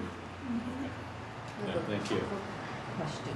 So thanks for the presentation. I've heard I'm kind of hearing the buzz, and this seems to be such a great organization made up of some, very thoughtful elected officials. But I'm just wondering, it's great that you're here, but are you also reaching out to other organizations like SMCHD, the Economic Development Group, Yes. who might be able to support y'all or have members who support y'all? Yeah, we have met with SMCHD. They have been supportive. They've supported the legislation that is traveling through the legislature. We have met with the Mid-Peninsula Open Space District. Yeah. We met with SFO, but that process is really just getting started. Really between January and June, we were trying to make sure we had 20 cities that were going to support the proposal. So that was the starting point. Now we're working on the other parts of it, which is when you look along, and this is we have a real challenge because the coast side and the bay side, Have different they needs. have very different needs, and they have very different opportunities. Yes. You got Google and Facebook and all these major corporations sitting along in the area that's at risk, and therefore maybe seeing the value in contributing funding to advancing projects and those sorts of things. On the coast side, much sparser in terms of trying to find those kinds of opportunities. So the idea of using state, federal grants to supplement what might be available locally, looking at some EAGO opportunities for other funding. I just think that this is becoming obvious to the region, but San Mateo, I'm proud to say, is actually leading the way in some of these efforts and trying to establish this one coastline for an entire county and act cooperatively as one county to advance important projects. That's something that, in fact, I was meeting with the San Francisco Estuary Institute, SEI, and they would like to participate with us in this investment strategy because they see it as a model that might be transferable to other counties. And we're just in a really good place to try to advance San Mateo's position, both for funding grants and other issues, as well as to try to inform the rest of the region about what works and what doesn't. Great, thank you. You're welcome. I have a couple questions. First, I wanted to thank you for coming. I've been curious to learn more about where you guys are at in the process. So I think you mentioned it, but I didn't quite catch it. How many appointed board members are you going to have starting in January, right? Well, yeah, basically the way that it's been done is the county established the advisory committee with the membership that would continue on as a board. But right now, the advisory committee, any decisions have to be confirmed by the board of supervisors. There are 7 members to the board. They are all elected officials. 5 are appointed by CGAG and 2 by the board of supervisors. So in answer to your question, it is the appointed board of elected officials geographically from the county as well as the board of supervisors. So I'm sorry, you said 5 by CCAG. Right. So the 5 by CCAG are someone from the north part of the county, central, south, coast side, and 1 at large. And then the supervisors are 2. One county. is the coast side, which is Supervisor Don Horsley, and then an at-large position, which has currently been appointed as David Pine. Okay. So since it sounds like the funding is coming 50-50, 50% from cities, 50% from the county, why doesn't the county have 50% of the representatives on the board? Well, I think so the way the conversation went is that there was concern about the Board of Supervisors being the governing board for something that dealt with the county in the way that we're talking about with sea level rise and some of the coastal issues. So there was a need for more balance in terms of the representation. And the Board of Supervisors felt that to gain that, you needed the city representation. So the discussion was, we should have city representatives.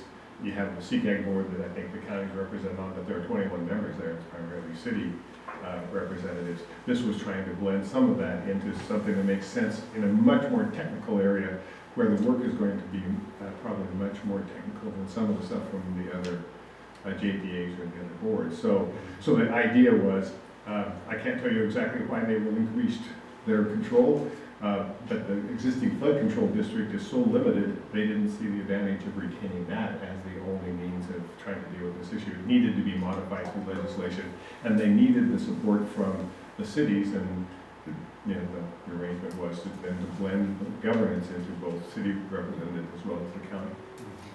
Why wouldn't there be the inclusion of special districts, since we're largely like infrastructure providers throughout the county and have a lot of very serious sea level rise concerns? I mean, many special districts do. Like Sam, for example, you probably know about the flooding concerns there. Yes. Clearly, the Harbor District, is predicted to be underwater in what is it, Bud? 80 years? Yeah, 80 years. Yeah, our entire facility completely underwater in 80 years. And maybe that's gonna happen even faster, given the way things are changing. So I just, from a process standpoint, I've never understood why this wasn't a more comprehensive project or special district where everybody's included and we have representation. For special districts, a seat at the table.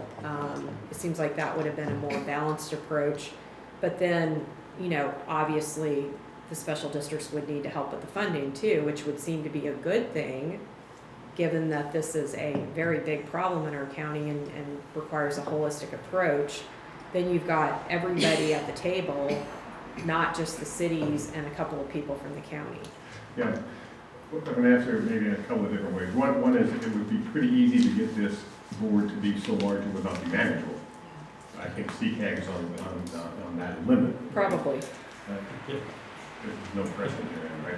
Anyway, so I think that the idea is that it's really difficult with a large board to have constructive, meaningful, focused discussion about things like will be required for this flood and sea level rise resiliency district. So I think that was one of the reasons why it didn't just become all-inclusive. Even cities wanted to say, well, it should be 21 members, we should have 20 seats at the table. And again, that decision, that's still not going to get us where we want to be. You want people who are interested, dedicated, and informed well enough to serve well on the board of a body as small as easier to achieve than a 21-member or 30-member board. The second part, though, is I think the most important, and that is that's not where the important decisions are going to be made. The important decisions are going to be made by you and by your neighbors about the projects you want to advance. And those MOUs are the things that control how things happen. But won't that board control the funding? No, not necessarily. The intent is for the district to be, well, first of all, the MOU will govern that. So you'll get to sit at the table and decide how the funding would be arranged on a But won't the specific board decide which projects get funded? No, that's not the way it's working now. I can't speak indefinitely, but the way it's working now is every project can move at its own pace. If you have the local funding and the ability to advance a project, there's nothing that the county is doing right now to slow it down. But the Bayfront Canal is moving faster than Belmont Creek, which may be... I guess that's the part that I wasn't explained in a way for somebody like me, average person, to understand. So like, for example, it would seem to me that if we came up with a project idea and we came to this board to pitch it or whatever and say, hey, we want to do this project, can you guys find some funding for it? They would, it seems like they would look at it and go, well, you guys aren't really part of our group because you didn't pitch in any money to be part of this. And so we have our way of prioritizing things. And since the cities are so heavily represented that the projects would tend to benefit the cities, more than, say, a special district in an unincorporated area. You know, I'm just Yeah. throwing No. out real No, concerns. that's fair, but I think it's absolutely not the case. You'll be able to look back at the minutes about what I'm going to say, because that is not the way this is intended to function. Okay, Because it is really intended to function around these MOUs where you will agree to your level of funding, as will the district. The district will then try to supplement that through grant funding and other sorts of things, but the intent will not, and this initial startup period where we're getting contributions from the city was an expedient way to get started. We don't have any other way to get it started other than contributions from the agency. So that does not dictate, or will not dictate kind of how decisions are made going into the future. so how would we come, I mean, we have lots of projects, tons of them. How would we know which ones to bring and who would we approach? What would be the process? So I would recommend, now that we're in the recruiting process, as evidently you are in terms of getting a general manager, but getting a permanent, the title is going to be CEO for this new district. The, See, they're doing CEO. what I would recommend is that individual should be coming to you and sitting down and saying, let's talk about your projects. You'd lay them all out, you'd look at what the funding opportunities are, what the grant obligations are, because they're all very different. Some projects will qualify for a specific type of funding and some will not. And so it will be that collaborative process of trying to say, where is our best advantage? And can we at least get the project started with local funding? Some from the district potentially, some from your district, from the adjacent cities or the unincorporated part of the county. So I think this is the reason that we want that conversation to happen at that level, is that you need to be making those decisions. That's why I say it's not the 7-member board that would make that call. And it's not based on who's contributing to this 3-year start. So we would meet with this new CEO person and present them with projects. Couldn't we also, I mean, it seems like it would make more sense for us to just go talk to Don Horsley and say, hey, you know, can you make this happen? You're on this board. Right. I mean, is that? Yes, that would be fine. But still, it would have to come back to you to kind of establish that MOU. So you can ask for that support, you can get them to kind of identify that here are some projects that we need to be thinking about, and then getting the staff resources to help move them forward, or at least define them at a better level. Now, Deborah's here, I suspect she's at your meetings regularly. So I think that using your representative on the board would be an effective way to make sure they understand kind of what your interest is and what the intent is to move projects forward. Are there fees to the agency for even having this new special district look for funding or try to address the problem or create the MOU? In the 3-year period, we hope to form those MOUs without changing the funding or necessarily having additional funding. But again, that's when you sit down at the table and talk about what you really want to do and what it's going to cost. You have to make those decisions with that information as opposed to just as a blanket. And I think the idea would be to get those MOUs established and moving forward within the 3-year startup period. And so this special district, so it's always so curious how special districts get started. So this is something that was approved by just the Board of Supervisors, or who decides to start a special district? How does that work? This special district needs state legislation. So that's what, That's what AB 825 is. got it, And okay. so it's taking the legislation that was adopted in 1959 that formed the existing flood control district and modifying it for the new age, as well as getting it consistent with the Constitution and other things. So, And that's Kevin Mullins' legislation? yes. Okay. And where does the California Special District Association stand on this? Have they taken a position at all? They have not. Okay. That's something that I would hope we would get feedback on. I'm directing that at you, Nancy. Okay. That's your job, right? And one thing that I would encourage is if we could sit down with Assemblymember Mullins' staff and talk about kind of where the bill is and what might be possible, so we can make it effective in what you want to accomplish. That would be helpful to everybody, because the bill's in a place now where, again, there may be some amendments being made to meet the land commission's interest, but it's close to approval. Close to the So- governor's desk. So do you know what committee it's in right now? It's on a committee and it's on the Senate floor. Okay. Great, very informative. If it were up to me, which it's certainly not, I would love to see this be an elected board, but I've told you guys that before, so. Yeah, and I want to tell you that that conversation did occur at the table, just kind of revolved around the water committee from CCAG.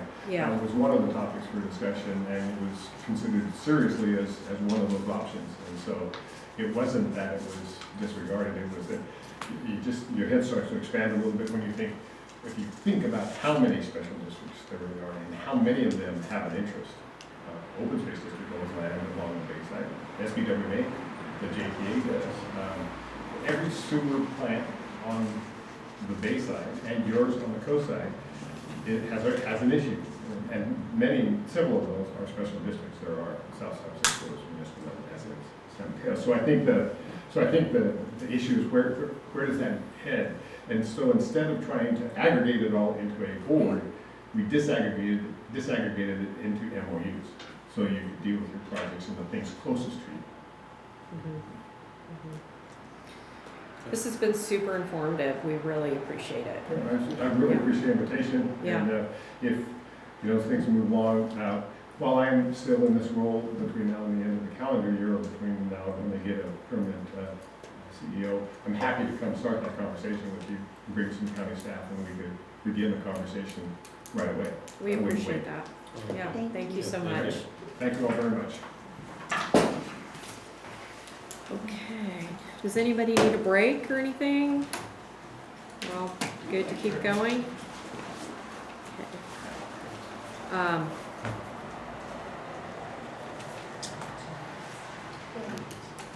So, I'm gonna move up the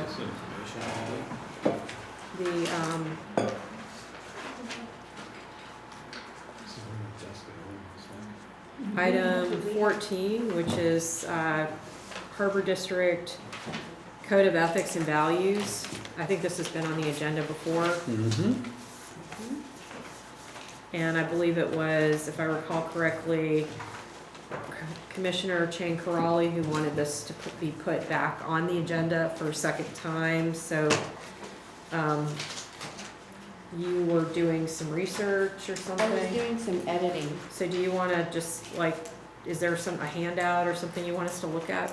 No, but, because this is all hand edited. I'm happy to read this, or I'm happy to, I don't know, maybe kick this back to your governance and policy committee. I don't know what the best way is without violating the Brown Act. But I do Well, not you can have tell any- us your changes. That's not going to violate the Brown Act. No, I know, but I'm talking about if it goes back to the committee, 'cause Well- I certainly don't want to waste time. But I'm happy to go through my edits. If it went back to the policy committee, then it would have to come back to the board again, and that would mean it would be here yet a third time. That's fine, I'm happy to go through this then. And I'm Great. sorry that I don't have, What page are we to go I'm to? the whole thing. So, starting at the top, where it says the purpose. I'm not sure why that was struck. I think it's always good to have a purpose, kind of like a summary of what the document is. So I would like to keep that in there. So this is page 1. So then going down to. Well, let's. Let me find it first. Yeah, I mean, Where is it? Page If you 1, make the it- purpose What is on page every that? page. 14.3? 14.3. If you have a change, then we need to be able to discuss each change. Okay. That's how this has got to work. You Yep. can't That's just fine. zoom through it because that's going to be too confusing. So, let's see. Julie helped. That's right. I'm using the red line version that Julie emailed me, so I did not use this. So I believe there is a purpose here. No, I know, but on our policy, the actual policy. So Julie, do you want to mention, I don't know if you can comment on these suggested changes, but if you want to chime in, it would be helpful.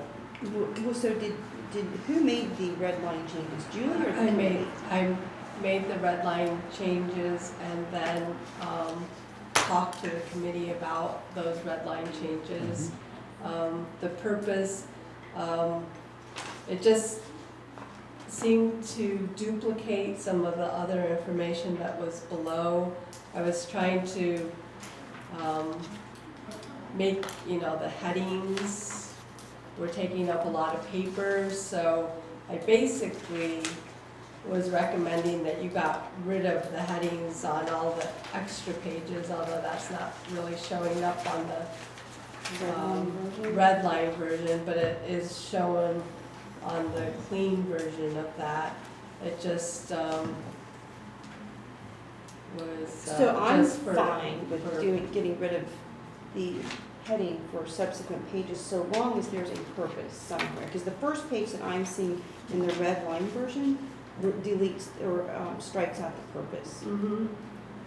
which says to promote and maintain the highest standards of personal and professional conduct in the district's government. All elected and appointed officials, district employees, volunteers, and others who participate in the district's government are required to subscribe to this code, which I think is a very succinct and nicely worded purpose. And I'm happy to just have it on page 1, so long as it's, Is this sort of message repeated in the body of this policy, Julie? Is that why that? Yeah, that's Okay. why that. So we're just So- trying not to be redundant. I know, but I think the purpose is always, just like our mission statement, the purpose of this, it was on here before. But if you're concerned about space, then I would just delete the heading for all the subsequent pages, but just have the purpose. Are we doing a purpose on all of our policies? Like, do some have purposes and some not have purposes?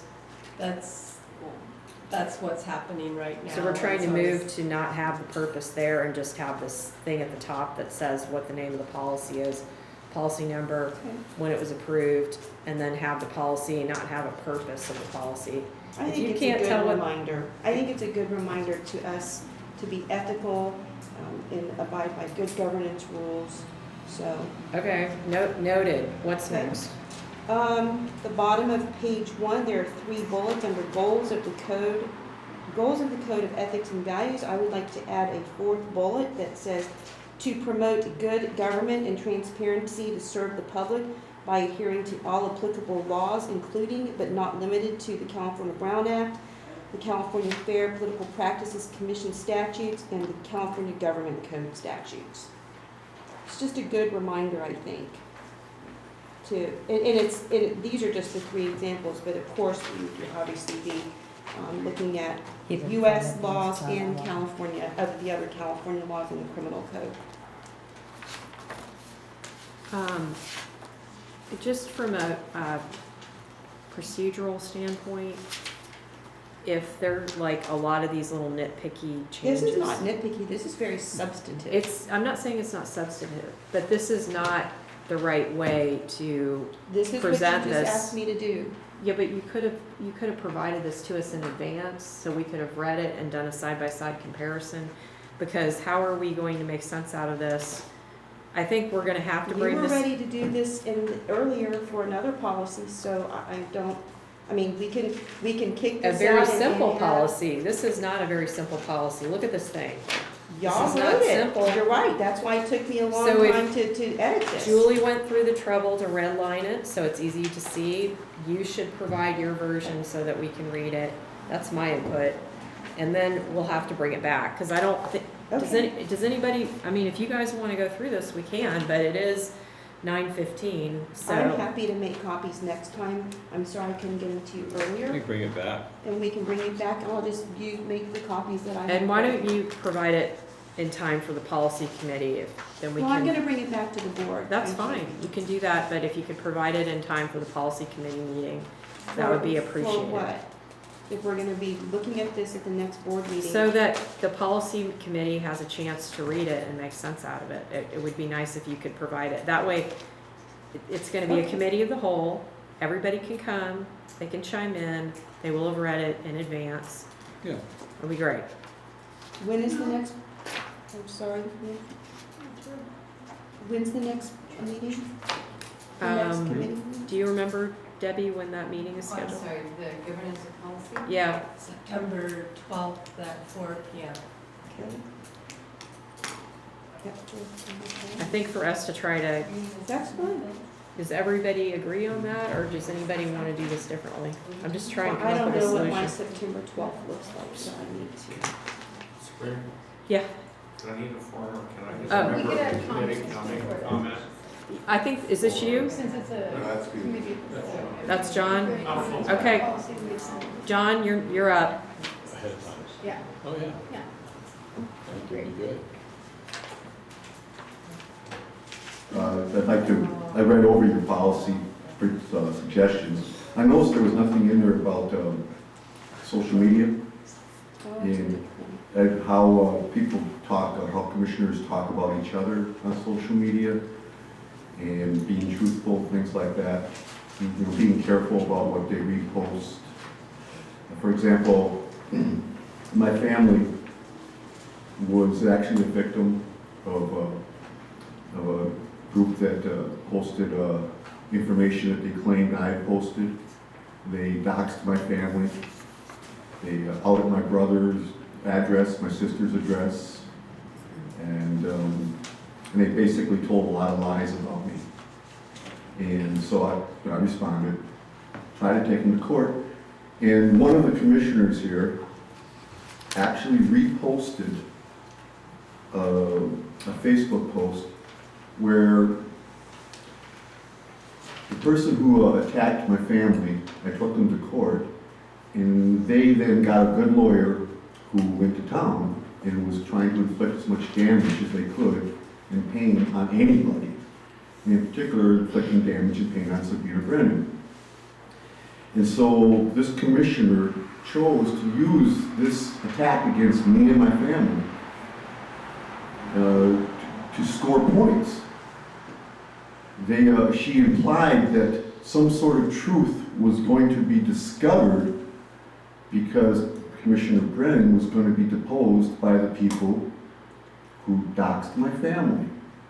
And this post is still on that same commissioner's Facebook page. And when I saw what was being done to my friends and saw what was willing to be done by the enemies of my friends, I realized that this just wasn't worth it. And that I wasn't going to put my family through that. I wasn't going to put my friends through that. Not when I had a lawyer that was willing to go to that extent. And then to have people like, what's his name, Lenny, the guy that owns the newspaper, Medaka, go out there and use that crime that was committed against me to score points against a political opponent. That was bad. But then one of your commissioners reposted that and claimed that some sort of truth was going to be discovered because of the deposition that involved a crime committed against myself and my family. And so I would think that your policies should address stuff like that. And that we don't use gossip to impugn each other. That we don't use crimes that were committed against others for our own political ends. So I'd like to see those things discussed in the policy when you guys get done redlining it. Talk about the responsibility you all have to each other and to your constituents to be truthful. Is that the new bill? That's out now. That's rude. The president Your has the attention. Thank you, John. Can I Okay, ask a we have- question? Sorry. Yeah. I know that there was a reference previously to the committee of the whole, and I'm not sure how to, in the future, notice that. And I don't know if there was a policy. It's in the Robert's Rules of Order. And I heard you mention that it would be listed as a special meeting of the board on the committee. We'll work that out with legal counsel. Okay, It good. needs to be noticed as a board meeting 72 hours in advance. So we'll do the way, special board notice it as it's necessary. However, it has to be noticed. So we have another public comment, Bud Ratz.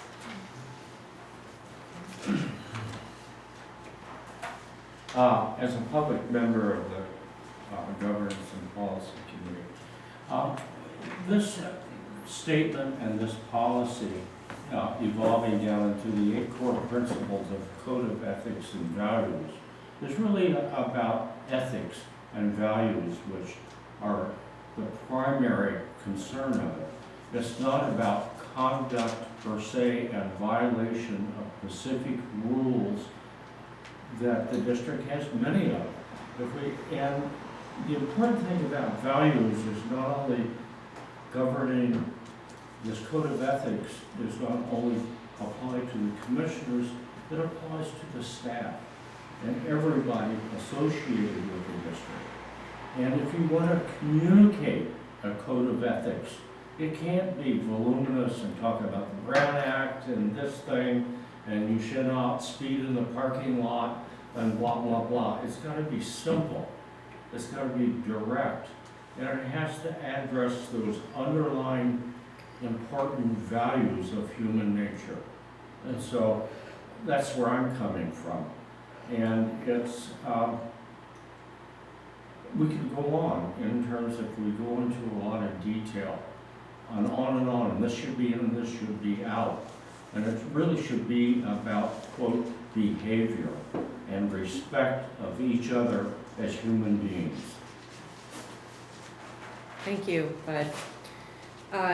We do have a social media policy, and we have a harassment policy. So we do have other policies that deal with behavioral issues. I would say that, I'm not sure doxing is covered, but I think there's some language that covers that general sort of. It was just shocking to my father when he saw that that happened to his family. He couldn't believe someone would actually do that. So, I don't know if it's a policy that's appropriate for this or not. And I think his point about ethics and values, you shouldn't need to make a policy about something like that. You don't do that kind of thing, even if you're an adult. Not as much as an elected. But I'm not sure what to do with, whether you guys can do anything about that in the future. I'm not. Well, we encourage you to come to the governance policy committee meeting and chime in, and we could certainly take a look at all of our policies to see. All of us work for a living, Sabrina. I know, I'm trying to work too. Don't tell me. I know. So the meeting date is September 12th. I'm gonna be gone. Okay, well, I So guess you can just provide your document and we can Okay. discuss it. Okay. Would that document be provided prior to the meeting? I hope so. Yeah, I mean, it's not voluminous. I'd like to be able to read it and Yeah, digest it Yeah, before. I get it. This is, this is not the first time we've been in this situation. Other commissioners have done the same thing. Well, So I'm trying my best, and unfortunately, I'm gonna be in a place where I'm going to be, I can't even, I'm not gonna be available. I support the policy as it stands. That's where I'm at with it. I'm happy to look at anything anybody has. We did work really hard on this in the governance policy committee. Julie did an amazing amount of work to improve this policy. I'm very thankful. We've, as a committee, we've recommended it to the board, and now we're going around in circles, but I guess that's just the level of dysfunction that we find ourselves in. So we'll just keep moving. I don't think ethics is ever dysfunctional unless you're unethical. I'm here to voice my perspective, That's and you can right. voice So we yours. can, if you would like, the board can vote on this tonight, I guess. That's your prerogative. Is that even an action that can be taken? Yes, that was the Yeah. whole intent of the item, is that we would vote on it tonight. That was the intent. And, you were asked to provide us with your changes. I didn't have them at the time that you asked me for them. So if anybody wants to make a motion, just keep spinning our wheels here. Okay. We'll keep spinning our wheels. I'm sorry, can I just Yeah. ask a question? Would that be a motion to send it back to the committee? Or, We just are sending it back to the committee. Yeah, I mean, the motion was supposed to be to approve them, so that's what I was saying. There's no motion. Yeah, there's no motion. Thank you. and one other thing, Jesus. sorry. I just want to point out that it's almost 9:30 and we have, do you want to extend the meeting? Should we end this madness now, or do we want to continue on? Well, we do have to approve a bid for item 11, which is Is that correct? Rehabilitation invitation, breakwater rehabilitation invitation for bid approval. Is that correct, John? Yes, Yeah. we would like to have that discussed. Maybe we can extend the meeting for 10 more minutes. Yep. Would somebody like to make that motion? I'll move to extend the meeting 10 minutes. Second. We have a second? Roll call? Commissioner Shankarelli? Aye. Commissioner Ryring? Aye. Commissioner Lorenz? Aye. President Brennan? Aye. All right, I'll jump right into this. This is a motion to authorize the interim general manager pursuant to an invitation for bid response evaluation from qualified firms and/or individuals to assist the San Mateo County Harbor District with the rehabilitation of the Pillar Point Harbor Fishing Pier and adjacent breakwater repair, to execute an agreement with the lowest bidder, Valentine Corporation, for the amount of $427,369 and subject to continued due diligence and verification of insurance and other obligations outlined in the invitation for bid, award the contract to Valentine Corporation. The existing fishing pier at Pillar Point Harbor is over 30 years old and provides fishing activities to the non-voting public and is a vital component of the Pillar Point Harbor. The fishing pier was constructed in 1989 over and adjacent to an existing riprap inner breakwater. The fishing pier consists of a concrete piled timber pier structure, an access walkway structure serving the pier from shore, and the original supporting revetment breakwater that was further enhanced in 1989 for the purposes of this fishing pier facility. Due to ongoing timber deterioration and breakwater erosion failure, a 2012 condition survey conducted by SMCHD Inc. found it to require substantial repairs. In October 2017, the district entered into a work directive agreement with consultant Moffitt & Nichol to design repairs and improve the fishing pier, making it ADA compliant. The underlying breakwater riprap, which had sloughed off over the years, will be repaired. All of the walkway and fishing pier handrails will be replaced with long-lasting composite materials to add ADA standards, or to ADA standards. New low-intensity downward-facing amber safety lighting will be installed, and the decking will be repaired and/or replaced to ADA standards. The project invitation for bid was issued on June 5th, 2019. Bids were due on July 10th, 2019. 4 bids that were submitted were reviewed professionally, and it was found that Valentine Corporation was the lowest qualified bidder proposing, and for that amount of $427,369. Staff recommends the board authorize the interim general manager as stated in the motion.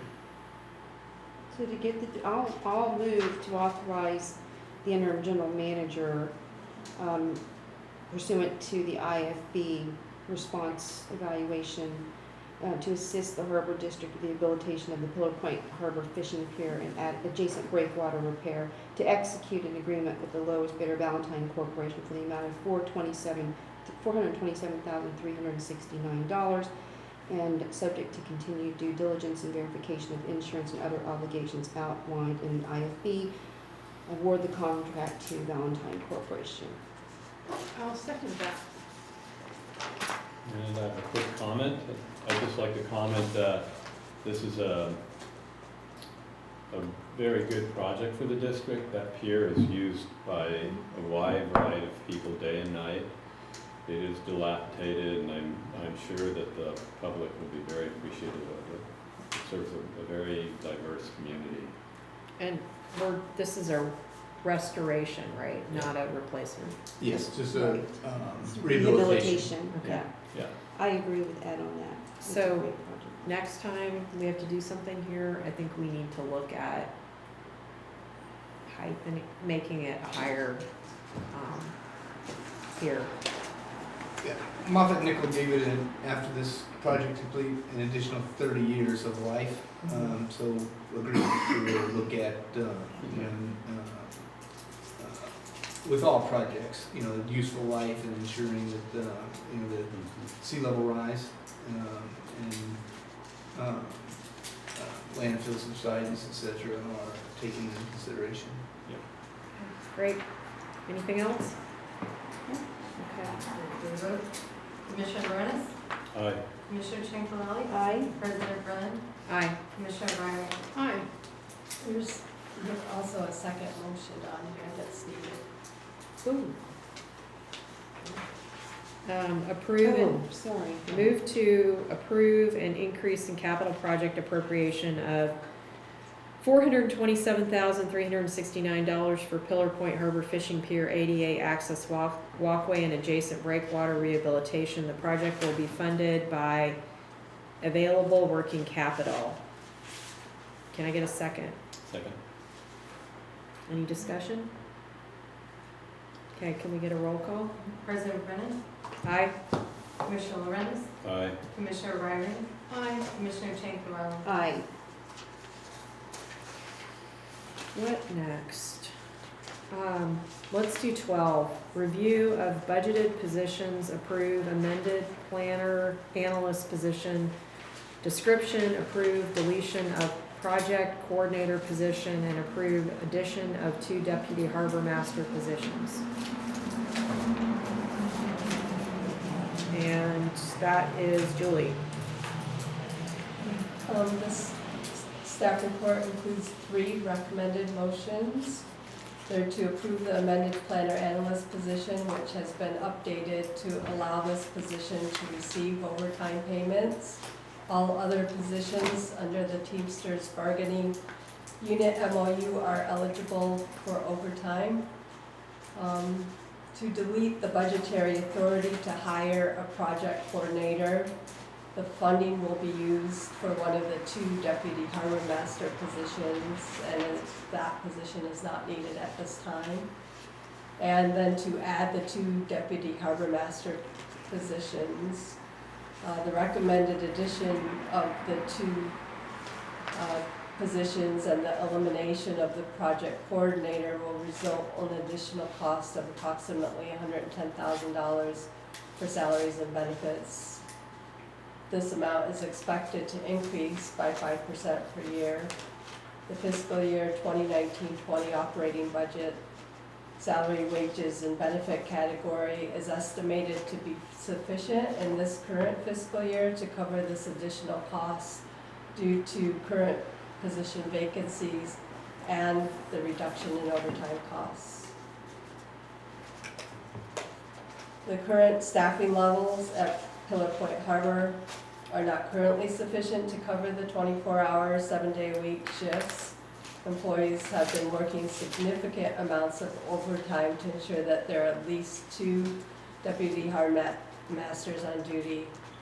At Pillar Point Harbor, for the last 2 pay periods, the district paid or accrued 311 hours of overtime at an approximate cost of $20,518. For the safety of the staff and the boating public, it is imperative that there be at least 2 trained rescue personnel at Pillar Point Harbor at all times. Adding the 2 deputy harbor master positions will allow the district to be properly staffed in the case of an emergency situation and to cover shifts for the deputy harbor masters that are on vacation, sick, or on leave without the need of significant overtime.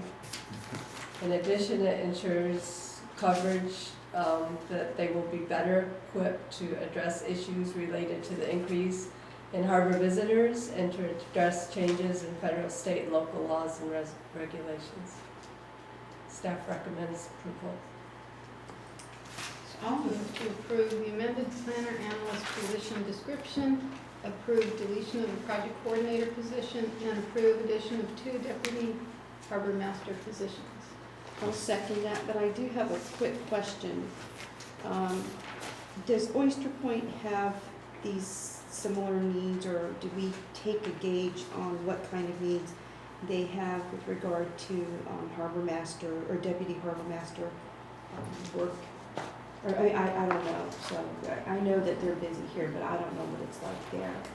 Virginia, I've been in discussion with the harbor master at Oyster Point Marina, and we do have similar needs there, and we'll be looking at at potentially bringing to the board either a proposal for some sort of change there or increased personnel.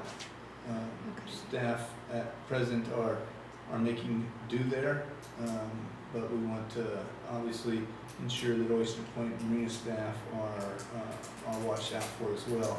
There is frankly just a difference obviously between Oyster Point and Pillar Point with the 24/7 and the remote location. So we're focused at present today at Pillar Point first, and we really, all staff at Pillar Point Harbor and Oyster Point appreciate the support they get from the entire board. But you bring up a good point, we do need to also look hard at Oyster Point as well. Yeah, and, no, I'm totally supportive of it, I mean, especially in light of that airplane crash. I think that some of our guys were out there, and can you just please thank them for their hard work? And I know they were working hand in hand with the Coast Guard, but I totally see the It need was for them. Dave Arrington, Jerry Yeah, Pemberton, and absolutely. our new staff, Julio, all Yeah. three responded as quickly as was possible. They were awesome from what I've read and heard. And, you know, this is an effort to reduce the amount of money we're spending on overtime. Yeah. So the overtime at Pillar Point Harbor has been how much? $20,000. Yeah, it's Right about here, $20,000 a month. Over 200 hours per pay period. And that's been going on forever, a long time. Yeah. Ready for a roll call? Yeah. So, Commissioner Lorenz? Aye. Commissioner Champerlain? Aye. Commissioner Ryrie? Aye. President Brennan? Aye. Can I print out the time? Do you want to extend, so it's been 10 minutes? I move to adjourn. Adjourn? Second. I'll second. Yeah. All in favor? Aye.